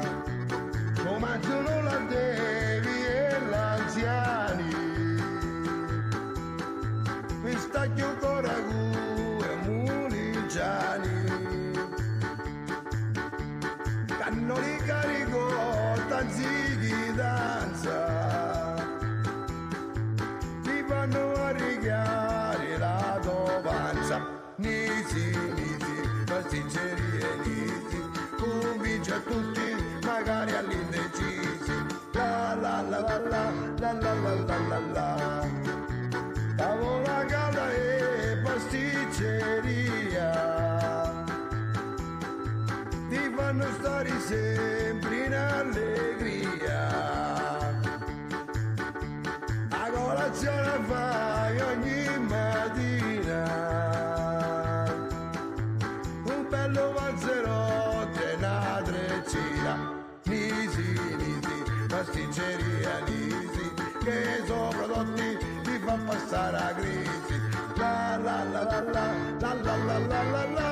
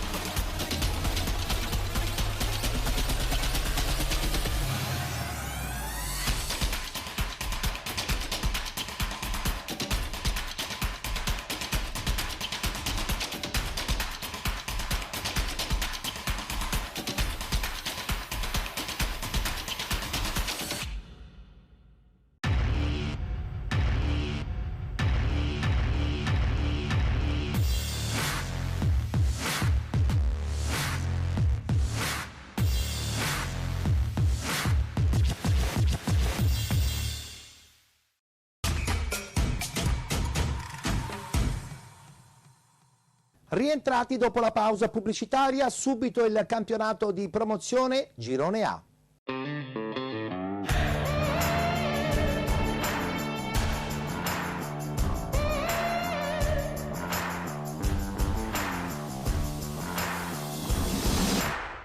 Girone A che conferma ancora una volta la forza della Mazzarese .2, ma da non sottovalutare certamente questo inizio importante del Camarat. Mazzarese .2 batte Città di Carini 2-0, Città di San Vito Lo Capo batte Lascari 2-0, pareggio tra Master Pro Calcio e Città di Caltanissetta 1-1, Camarat batte Raffadali 2-0, Resuttana San Lorenzo batte Casteldaccia 2-0, Super Giovane Castelbuono Fulgatore 0-0, Villabate Partinica Audace 2-2, ha riposato lo Sporting Termini. In classifica, come già ho anticipato, la Mazzarese .2 il Camarat con 9 punti, 7 per il Città di Caltanissetta, Resuttana San Lorenzo, Casteldaccia, Città di San Vito Lo Capo 6 punti, Fulgatore e Lascari 4, Villabate 2, Sporting Termini, Città di Carini, Partinica Audace, Super Giovane Castelbuono, Master Pro Calcio 1 punto, Raffadali 0 punti. Ed iniziamo subito con gli highlights riguardanti la vittoria 2-0 del Resuttana San Lorenzo nei confronti del Casteldaccia. E si parte, il primo pallone della gara viene giocato da Resuttana con il tentativo di verticalizzazione, occhio qui all'incursione, Tindirello, l'uscita del portiere del Resuttana San Lorenzo, Giampiero, Clemente la gioca verso Giovenco, palla messa in mezzo, occhio a Costa, la manda fuori, si gira bene, serve Corsino che guadagna il fondo, mette in mezzo la chiusura difensiva e qui è calcio di rigore per il Resuttana San Lorenzo. Fischio che arriva adesso, parte Clemente, Giampiero, Clemente non sbaglia, Vitale la spizza male, occhio alla palla che è buona per Di Giovanni, trova Scarpinato in mezzo all'area, ci prova col destro, Tindirello, impresa bassa, Costa si impegna lui, in vantaggio sul pallone, ne supera 2, Dario Costa, l'uscita di Rina, Peppe Duro, cerca ancora Rosone, l'apertura dove c'è Gianmarco Corsino, ancora Di Giovanni, mette in mezzo Scarpinato, lo scambio con il compagno, la manda fuori, ribaudo, Clemente mette giù, Clemente, palla sul fondo, ha cercato l'ennesima perla, Clemente mette in mezzo, occhio al colpo di testa, Dario Costa, l'incornata vincente di Costa sul calcio d'angolo, battuto, disegnato alla perfezione da Clemente, Dario Costa fa 2-0, il Resuttana raddoppia.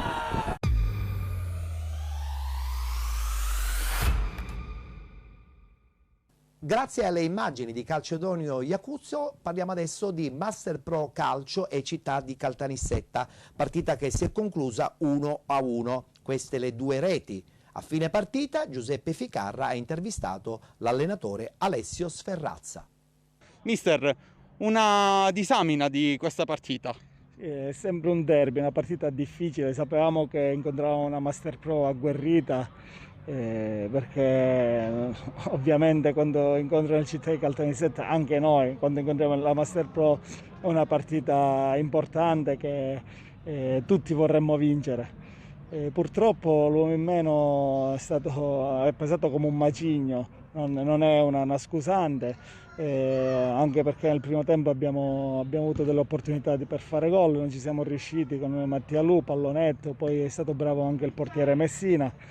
Avara di azione da gol, ambo le parti dico, siamo partiti un po' contratti, diciamo una partita inizialmente da pareggio, poi ovviamente dopo l'espulsione siamo dovuti correre ai ripari, ho rimodulato tutta la squadra perché ovviamente con l'uomo in meno e con Davide Di Marco infortunato ho dovuto fare entrare Avventura che è un centrocampista dietro. Devo dire poi ovviamente abbiamo fatto un secondo tempo con voglia e determinazione, abbiamo preso il gol su una palla inattiva, una palla scoperta, lì ci siamo mossi male, non siamo scappati verso la porta e ci hanno inflitto. Però c'è stata poi una prova di carattere perché i ragazzi volevano pareggiarla, come hai detto tu, agguantarla. Ci abbiamo provato fino alla fine e fortunatamente poi anche la caparbia di Alù e di San Martino ci hanno permesso di pareggiare il match.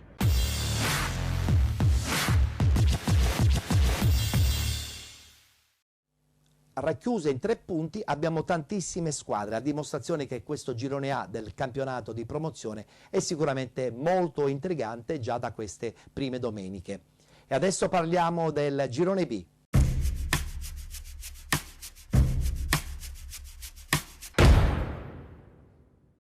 Subito i risultati. Messana batte Torrenovese 3-0, Nuova Azzurra batte Due Torri 2-1, Stefanese batte Nuova Rinascita 2-1, Gangi batte Gioiosa 2-1, vittoria del Pro Falcone 4-0 contro il Milazzo, Rocca Acquedolcese Sinagra Calcio 1-1, Sant'Angiolese che perde in casa con la Gescal 1-0, ha riposato la Castelluccese.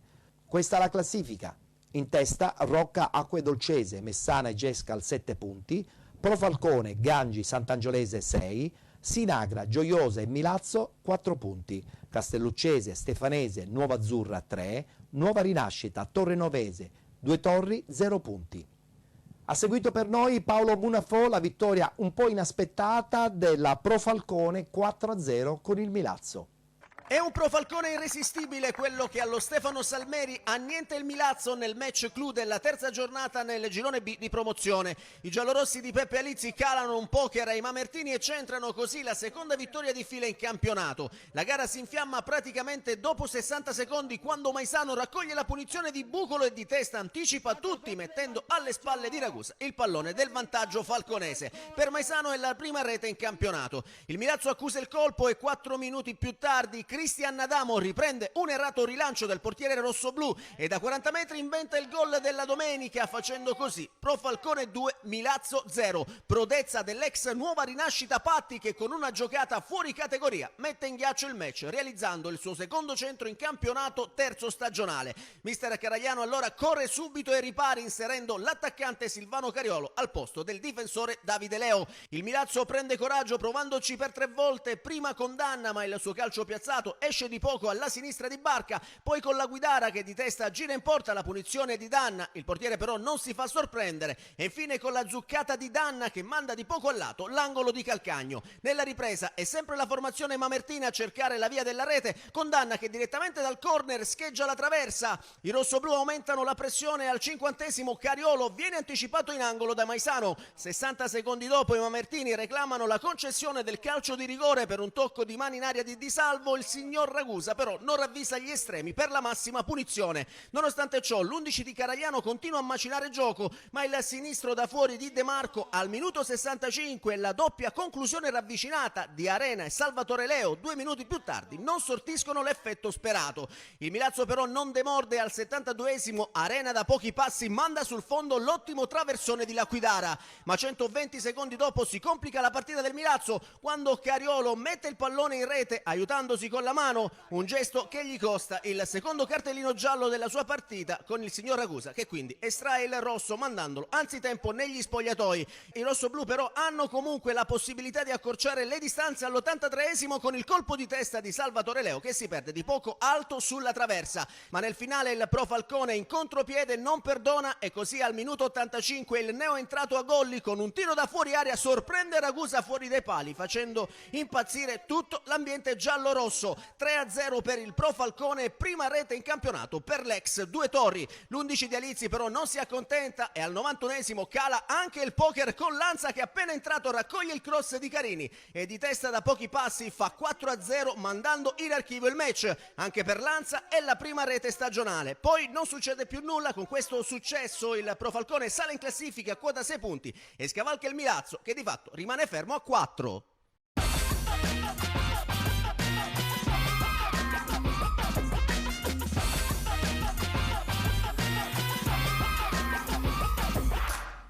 Anche il Gangi nella zona alta della classifica, vittoria fuori casa 2-1 contro la Gioiosa. Si torna in campo nel girone B di promozione, si gioca la terza giornata e al comunale di Gioiosa Marea si affrontano Polisportiva Gioiosa e Gangi, una sfida che mette di fronte due squadre che in classifica sono al momento separate da una sola lunghezza. Siamo pronti a partire proprio in questo istante, il fischio d'inizio con il Gangi a giocare il primo pallone in maglia biancorossa, la formazione di Comito. Ancora il Gioiosa che tenta di manovrare, poi non riesce ad arrivare sul pallone Pasquale. La conclusione da parte di Sidoti, se non abbiamo visto male, con la traversa colpita. Dopo un minuto, subito occasionissima per i padroni di casa. Si lotta nel cerchio di centrocampo, Venuti prova ad allargare sulla sinistra per Fazio che riesce a mantenere in campo il pallone ma di fatto lo regala agli avversari solo per un attimo. Nuovamente Gangi che ritenta la conclusione in avanti, poi c'è il tentativo da parte di Patti che ha avuto una grandissima occasione. Sidoti allunga la falcata, il capitano Granata prova a liberare il destro, pallone dentro per Pasquale, la conclusione e il pallone in rete. Il vantaggio della Polisportiva Gioiosa cambia il parziale al minuto 29 nel corso del primo tempo. Il Gioiosa si è quindi portato avanti per 1-0, il gol di Pasquale, secondo centro in campionato consecutivo dunque per Pasquale, l'argentino classe 94. Aiello sul punto di battuta, fischia Pecora. Parte il numero 7 che va a cercare dalla parte opposta Viscuso in due tempi, riesce ancora a metterla in area di rigore, allontana di testa Cipriano, ma azione che viene ancora alimentata dal Gangi. Il pallone dentro per Cornazzani, il pareggio del Gangi al minuto 42. Cornazzani ristabilisce la parità con un sinistro sotto misura, è riuscito a battere il portiere Caserta e quindi al minuto 42 Gioiosa 1, Gangi 1, il gol di Cornazzani. Prova a ripartire il Gangi con la palla allargata sulla destra per Albanese che è in posizione regolare. Ancora Albanese, il tentativo di cross per Cornazzani di testa. C'è la parata del portiere Caserta. Esce bene la difesa madonita. Quindi al 44esimo a segnalare una buona iniziativa della squadra guidata da Comito. Intanto c'è Quintero che prova col destro. Largo non di molto alla destra del portiere Fagone. La terna arbitrale, la ricordiamo anche, tanto attenzione perché c'è la conclusione col sinistro del neoentrato D'Amico che ha costretto ad un super intervento il portiere Fagone. Pallone che arriva dalle parti di Pasquale che la rimette dalle parti di D'Amico, poi un tocco di mano probabilmente, dice no il direttore di gara, poi finisce giù anche Luciano Regina e il fischietto messinese che non ha concesso il penalty. Chiedevano a gran voce il calcio di rigore i ragazzi di Catalfamo. Intanto c'è il pallone dentro per Patti che è in posizione regolare, Patti la conclusione, il pallone in rete, il vantaggio del Gangi al 10° del secondo tempo. Ribaltata la gara dalla formazione di Giovanni Comito che dunque si porta avanti nel punteggio con un destro preciso di Patti, ammesso nell'angolo più lontano dove il portiere Caserta non è potuto intervenire e quindi Gioiosa 1, Gangi 2.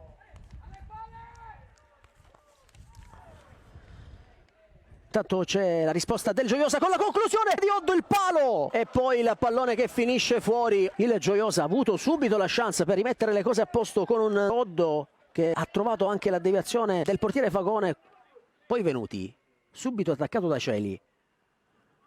Ancora Rena pronto al cross, parte il traversone, il colpo di testa e la parata del portiere Caserta, la conclusione ravvicinata di Mocciaro che ha costretto agli straordinari il portiere Marco Caserta. Calcio di punizione che non è andato a buon fine, allora può ripartire il Gangi con Galletto che va via in velocità sulla corsia. Mancina mantiene anche in campo la sfera, ancora Galletto, viene rincorso da Raffaele, Galletto solo davanti al portiere, la conclusione, la parata del portiere Caserta che salva ancora il risultato. Ha già guardato il cronometro il signor Pecora, fischietto alla bocca, triplice fischio, vince il Gangi per 2-1 e spugna il comunale di Gioiosa Marea. Partita ribaltata dalla squadra di Giovanni Comito che adesso può festeggiare questa preziosissima vittoria, un risultato che di fatto consente ai biancorossi di scavalcare in classifica proprio la squadra gioiosana, portarsi quindi a quota 6, rimane invece a 4 il Gioiosa che di fatto perde la sua prima partita stagionale.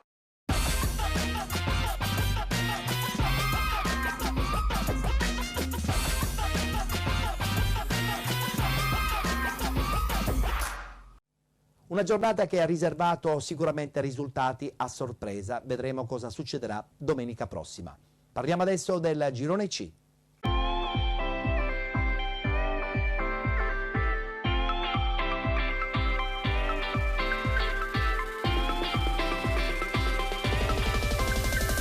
Guardiamo i risultati di questa terza giornata. Città di Taormina batte Ciclope Bronte 3-1.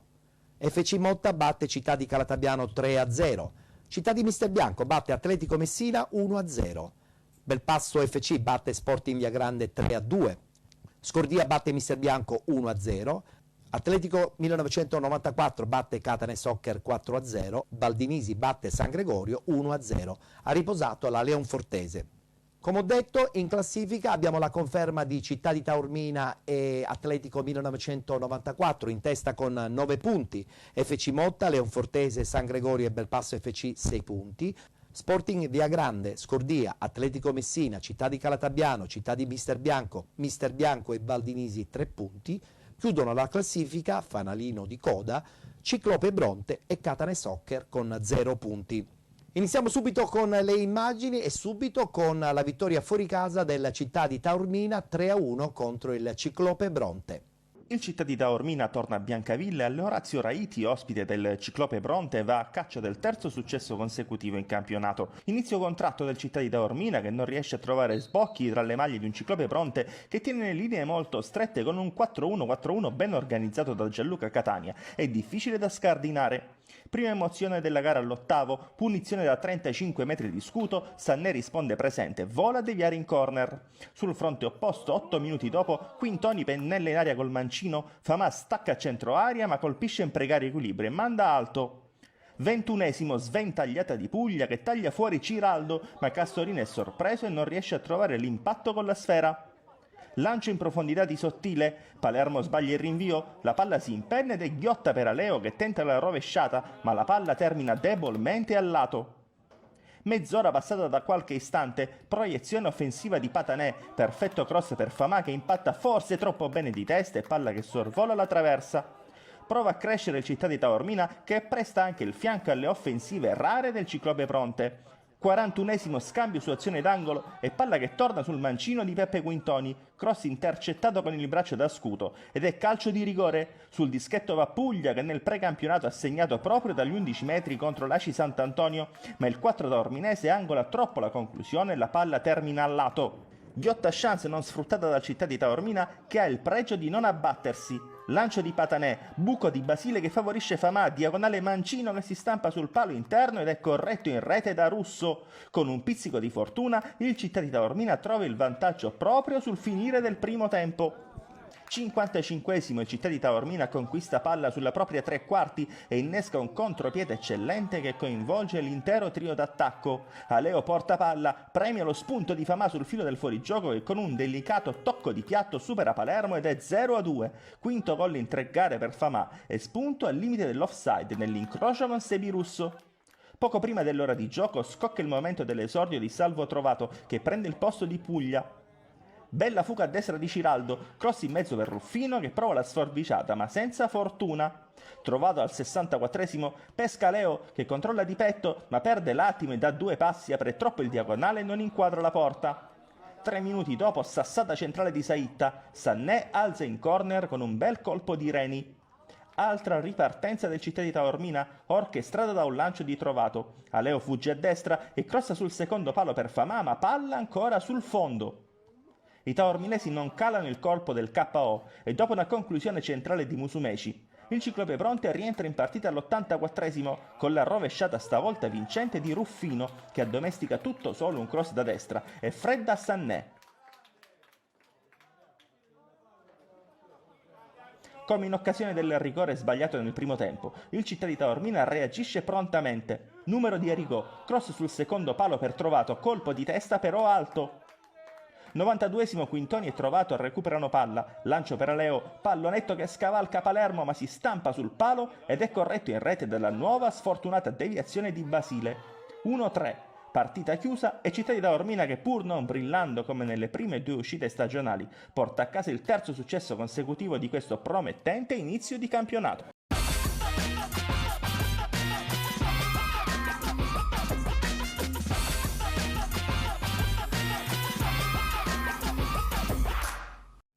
Primo posto in classifica con la terza vittoria di seguito. Sentiamo le parole anche di mister Luvito, allenatore del Città di Taormina. Ci hanno messo anche in difficoltà perché comunque sì, nel primo tempo loro si sono messi tutti nella loro metà campo, lasciando 4 difensori schierati, e quando è così non è mai semplice trovare gli spazi, bisogna trovarli con intelligenza. Però fondamentalmente sono 3 punti molto importanti, fondamentali.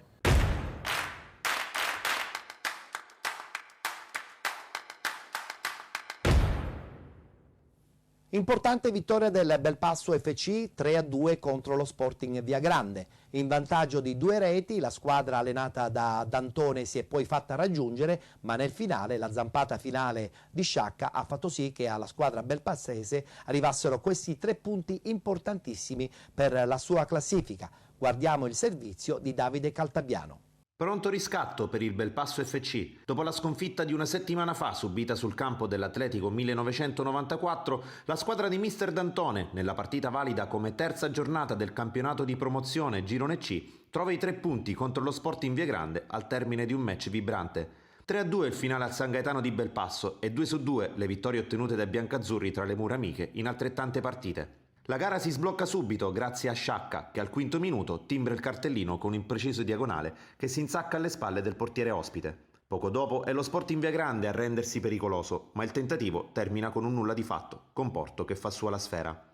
Il Belpasso tiene bene il campo e crea gioco, come in occasione del colpo di testa di Sciacca che, ben servito da Ravalli, non trova lo specchio della porta. È il miglior momento dei biancazzurri che colpiscono al 25esimo con Gnammi Lupo, che in girata sigla il momentaneo raddoppio. Lo Sporting Viagrande però non demorde e trova il gol che riapre il match grazie ad un bel tiro dal limite di Agrillo. La partita si rende più nervosa, Murabito viene espulso per proteste, ma gli ospiti, nonostante l'inferiorità numerica, non mollano, anzi reagiscono prontamente e a inizio ripresa al 50esimo arriva il pari, direttamente su calcio di rigore di Fisichella, con Porto che sfiora il pallone ma non riesce a sventare la rete. L'uomo che decide il match è ancora Sciacca, che approfitta di uno svarione nella difesa del Viagrande e solo a tu per tu col portiere non sbaglia. Nel finale sono ben 3 le occasioni per un positivo Lupo per chiudere anzitempo la contesa.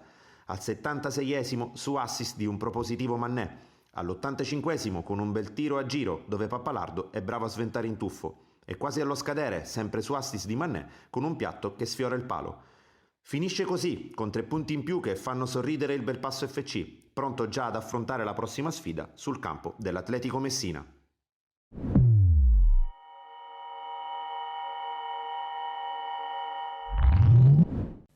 Vediamo e sentiamo le interviste post gara realizzate da Davide Caltabiano. Direttore Santosciuto, una vittoria importante avvenuta dopo 90 minuti di vera battaglia. Sì, è stata una partita abbastanza bella, però il primo tempo già avevamo chiuso la partita sul 2-0 e una disattenzione nostra ha fatto che rientrassero in partita 2-1, poi è andata, sappiamo tutti il risultato.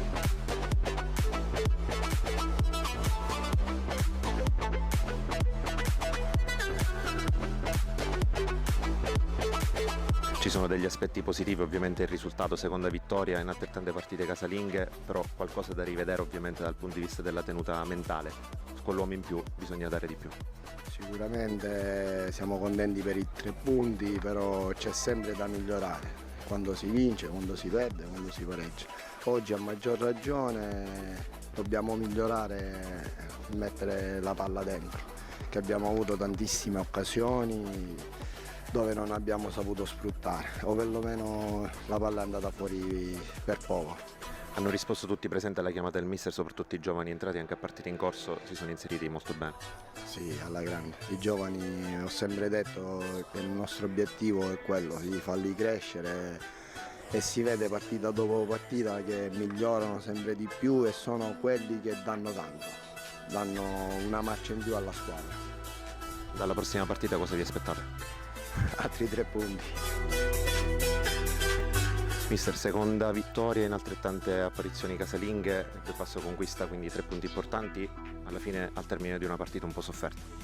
Sì, sicuramente per noi erano troppo importanti questi 3 punti, così la classifica magari ci sorride un po', però alla fine dobbiamo migliorare perché È vero che il Via Grande ha venduto cara la pelle, però con un uomo in più siamo divorati l'impossibile. Chiaramente loro, onore a loro, sono rimasti al merito, cioè sono rimasti in partita, onore al merito a loro, dicevo, sono rimasti in partita. Vabbè, però siamo soddisfatti per i 3 punti conquistati. Nel primo tempo si è vista comunque una squadra compatta, forse dedita all'attacco, però in difesa dico qualche piccola sbavatura tra primo e secondo tempo, c'è qualcosa da migliorare. Sì, certo, sicuramente si è visto. Dico, il primo tempo eravamo sul 2-0, chiuso la partita, una disattenzione fra le linee ha fatto sì che loro hanno trovato il gol e poi comunque ci hanno messo in apprensione anche nel secondo tempo, nonostante l'inferiorità numerica, ma chiaramente hanno dei giocatori importanti lì davanti come Fisichella, Indelicato, che ci hanno messo in difficoltà con questi lanci, però dico, alla fine i miei ragazzi hanno retto e onestamente sono state più le palle che abbiamo mancato per chiudere di nuovo la partita che le occasioni che hanno avuto loro.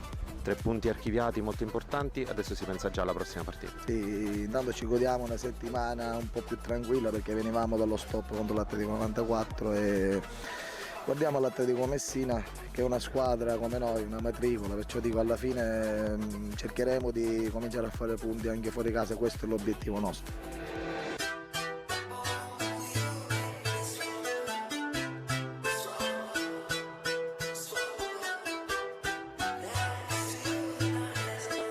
Sebisciac, autore di una doppietta, decisivi 2 gol per questa vittoria molto importante, avvenuta al termine di una partita molto combattuta.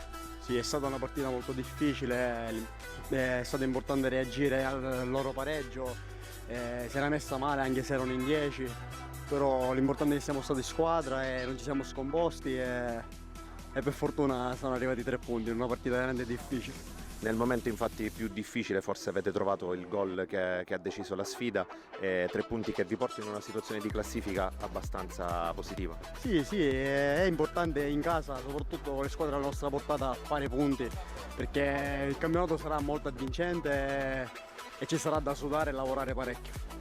Si è visto soprattutto nel primo tempo una coesione di squadra e questo riporta l'ottimo ambiente e l'ottima coesione di squadra che c'è stato anche lo scorso anno. Sì, siamo un bel gruppo dall'anno scorso, oggi proprio in campo eravamo proprio la squadra dell'anno scorso e infatti si è visto, abbiamo giocato molto bene, i primi soprattutto 25 minuti, poi magari qualche svarione ma ci può stare, il caldo, però l'importante, ti ripeto, sono arrivati 3 punti ed era questo l'importante.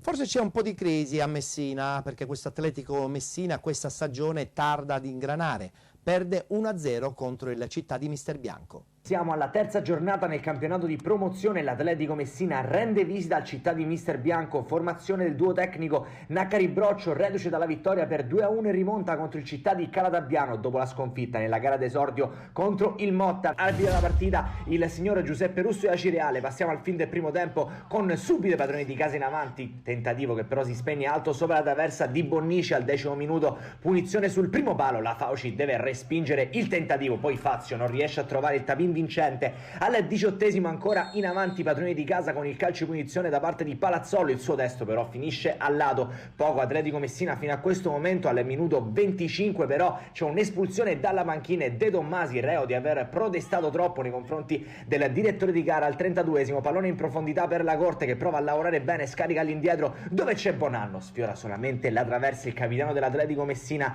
Al minuto 35 dalla sinistra azione insistita da parte di De Natale che qui riesce a passare su un avversario, mette in mezzo dove c'è Riccardo Libro, Mancino che sfiora il palo, clamorosa la chance. Poi al 37° calcio di punizione, pallone che viene messo dentro, Maugeri anticipa tutti e sblocca il risultato per il Città di Mister Bianco, che sblocca dunque il risultato 1-0 adesso a Tre Mestieri e Neo si fa sorprendere la difesa dell'Atletico Messina. Si conclude così il primo tempo, fino a questo momento Città di Mister Bianco 1, Atletico Messina 0. Decide il gol di Maugeri. Nella ripresa i biancazzurri decidono subito di pescare dalla panchina al 5° 57esimo entrano Affè e Roberti per la Corte De Natale, al 75esimo il momento di Pompeiano per Bonanno, si arriva fino al 78esimo quando attaccano ancora i padroni di casa con Di Venuto che mette in mezzo Garozzo, sbaglia clamorosamente ciccando il pallone, sarebbe stata la chance giusta per il 2-0 ma era anche fuori gioco, entra Monreale per Gulletta, dall'altra parte calcio di punizione che viene respinto, secondo tentativo per l'Atletico Messina che però trova solamente il fondo al minuto 87, palla di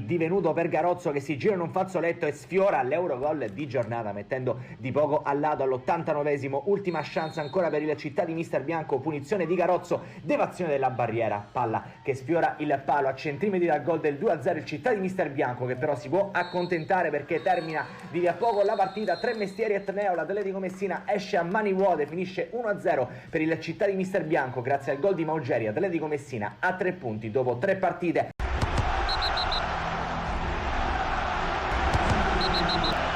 Bentrovati al Buon Aiuto Somma di Mascalucia, dove la Catane Soccer ospita l'Atletico 1994, padroni di casa, reduci dalla sconfitta sul campo del Mister Bianco. Atletico invece a punteggio pieno dopo la vittoria anch'essa di misura. Al 16esimo ospiti in avanti con Mazzamuto che lancia per Milazzo, il cross dalla destra, pesca in area di rigore, Fichera, il tentativo finisce alto ma c'è anche fallo in attacco. Un minuto dopo ancora un lancio a cercare il numero 10 dell'Atletico 1994, qui bravo Tabascio a evitare guai peggiori alla sua porta. Al 19esimo la difesa dell'Atletico però va a vuoto, prova ad approfittarne allora Castorina e qui con il sombrero salta in diretta avversario, si coordina per la conclusione e per poco non fa un Eurogol, sfiora la rete allora la Catane Soccer che si rende pericolosa poco dopo con la doppia verticalizzazione a cercare il tentativo di Prati, uscita da parte del portiere controllata dal difensore. Al 29esimo ancora Castorina ad accendere la luce in casa Catane Soccer, salta il diretto avversario, ne scarta un secondo, mette il pallone dentro, fallo in attacco, anche in questo caso si perde in un nulla di fatto la chance per la formazione di Mister Silvestri. Qui grande scambio fra Castorina e Acanfora, Acanfora crossa sul secondo palo, la ghiottissima chance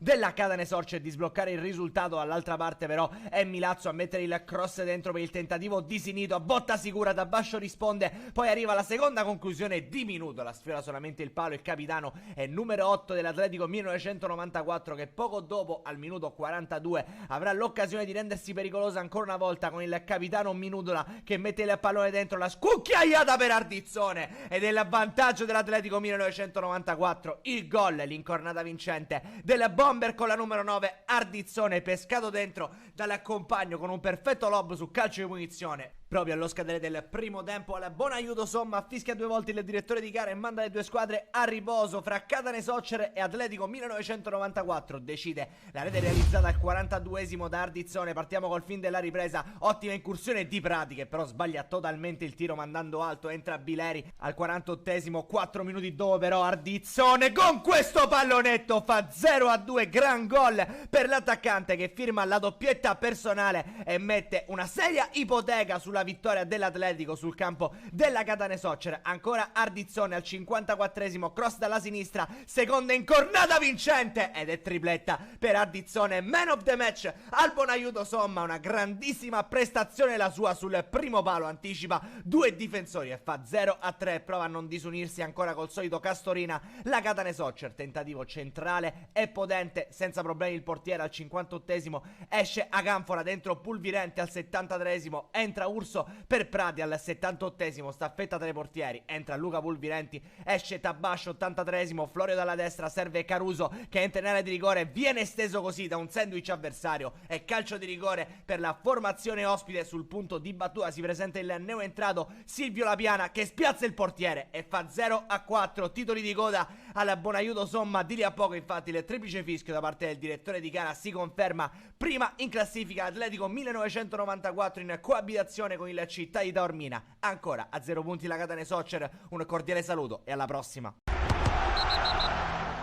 Insomma, anche questo girone C del campionato di promozione è ricco di sorprese, sicuramente non si fermeranno qui alla terza giornata, proseguiranno perché tutta l'intera stagione credo possa veramente regalare tantissime emozioni.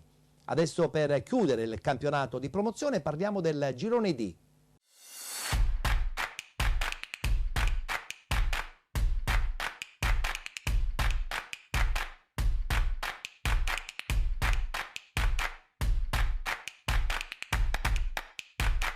terza giornata questi i risultati: RG batte Armerina 1-0, Scicli batte Frigentini 3-0, Gela FC ed Avola è stata rinviata, vittoria della Città di Comiso 3-1 contro il Città di Modica, rinviata pure la partita tra Don Bosco 2000 e Sporting Eubea, Priolo Gargallo perde in casa 2-1 con il Megara ed infine vittoria del Mazzarone 5-1 con il Vittoria 2020. Ha riposato il Città di Canicattini. Guardiamo la classifica: in testa RG, Mazzarrone e Megara con 6 punti, Sporting Eubea, Gela FC, Avola, Priolo Gargallo, Vittoria 2020, Città di Comiso 4 punti. Adesso chiudiamo appunto il campionato di promozione, voltiamo pagina perché questa domenica ha debuttato il campionato di prima categoria ed iniziamo subito con i risultati del girone A. Balestrate e Carenze 1-1, Altofonte batte Castellammare Calcio 3-2, Custonaci Città di Cinisi 1-1, Palermo Calcio Popolare batte Erice e Borgo Cia 2-0, Petrosino Alba Alcamo è stata sospesa, vittoria del San Giorgio Piana 3-1 contro la Giardinellese, ha riposato il Valderice.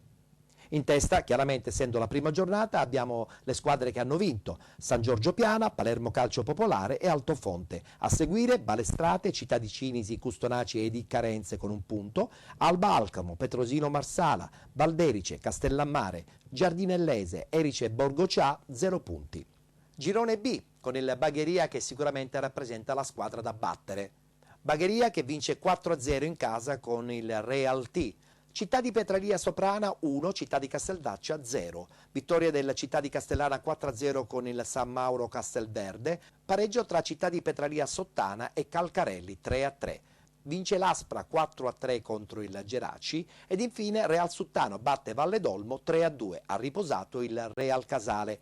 Anche qui chiaramente abbiamo solamente le squadre che hanno vinto con 3 punti, ovvero Bagheria, Città di Castellana, Aspra, Real Suttano, Città di Petralia Soprana. Con 1 punto il Calcarelli, Città di Petralia Sottana, mentre a 0 punti abbiamo tutte le squadre che hanno chiaramente perso al debutto.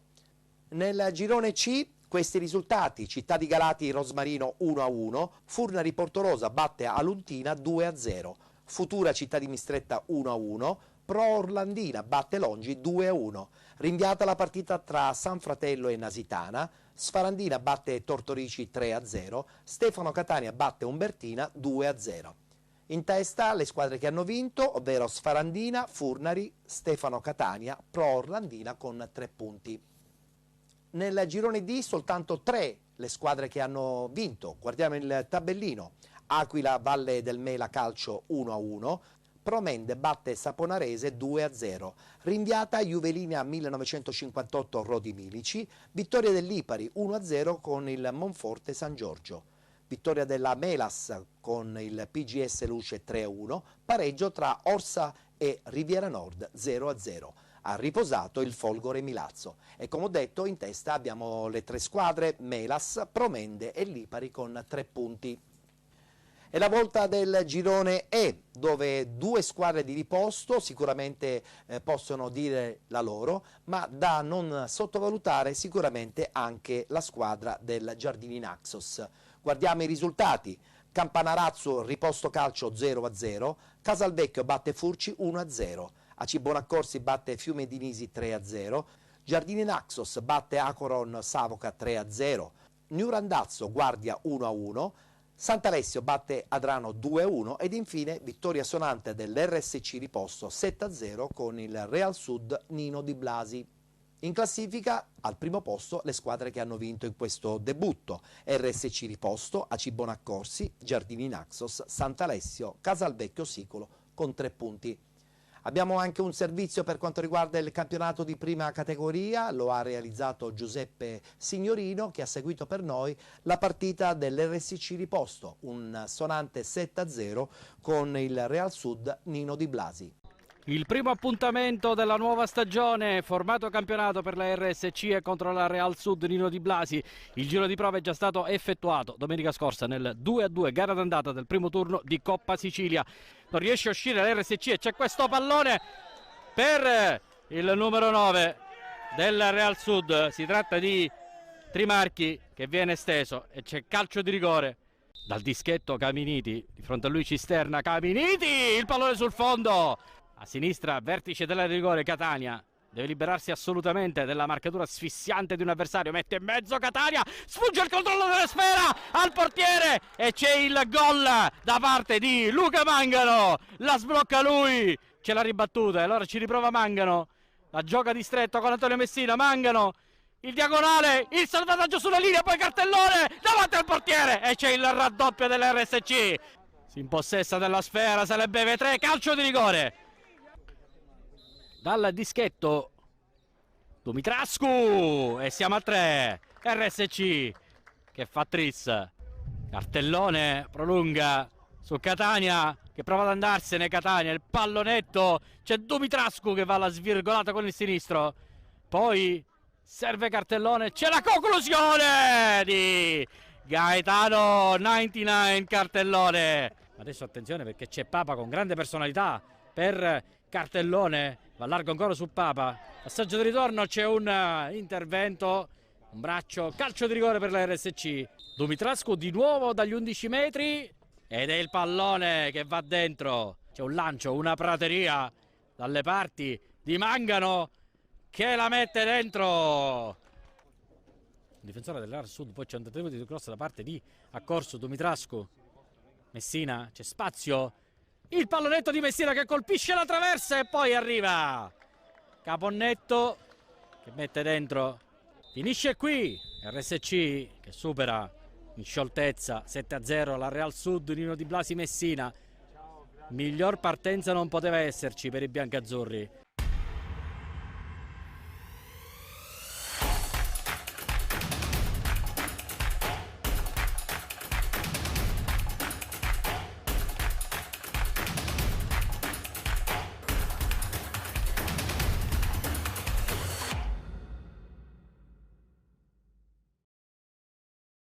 Parliamo del girone F, subito i risultati. Atletico Santa Croce batte Leo Soccer 3-1, Lavinaio batte Pachino 5-1, Rinascita Netina batte Portopalo 2-1, Cremisi Scicli batte Città di Caltagirone 2-1, New Pozzallo batte Villaggio Sant'Agata 2-0, pareggio tra Vizzini e Pro Ragusa 0-0. Ha riposato il Pro Chiaramonte. In testa 5 squadre, ovvero le squadre che hanno vinto: Lavinaio, Atletico Santa Croce, Pozzallo, Cremisi Scicli, Rinascita Netina, chiaramente con 3 punti. E chiudiamo con il girone G. I risultati: Villarosa batte Agira 4-3, Atletico Favara batte Gemini 3-2, Nicosia batte Don Bosco Mussomeli 3-1, Ravanusa Empedocrina 1-1, Sant'Anna Enna batte Atletico Gorgonia 3-2, SC Gela batte Branciforti 5-0, ha riposato la Sommatinese. In testa abbiamo le squadre che hanno vinto in questa prima giornata del campionato: SC Gela, Nicosia, Villarosa, Atletico Favara, Sant'Anna Enna con 3 punti. Anche in questo girone sottolineiamo la presenza della seconda squadra di Gela, della seconda squadra dell'Enna, il Sant'Anna, e sicuramente anche la seconda squadra del Favara, ovvero l'Atletico Favara. Insomma, un girone importantissimo ed impegnativo. Con questo girone abbiamo concluso la puntata odierna della nostra trasmissione, che vi rinnova l'appuntamento a martedì prossimo, puntuali alle ore 21 su Gold 78, canale 78 in HD del digitale terrestre. Vi ricordo che se volete rivedere questa puntata basta andare nella pagina ufficiale Facebook appunto di Penalty. Mi congedo da voi e vi do appuntamento a tra 7 giorni.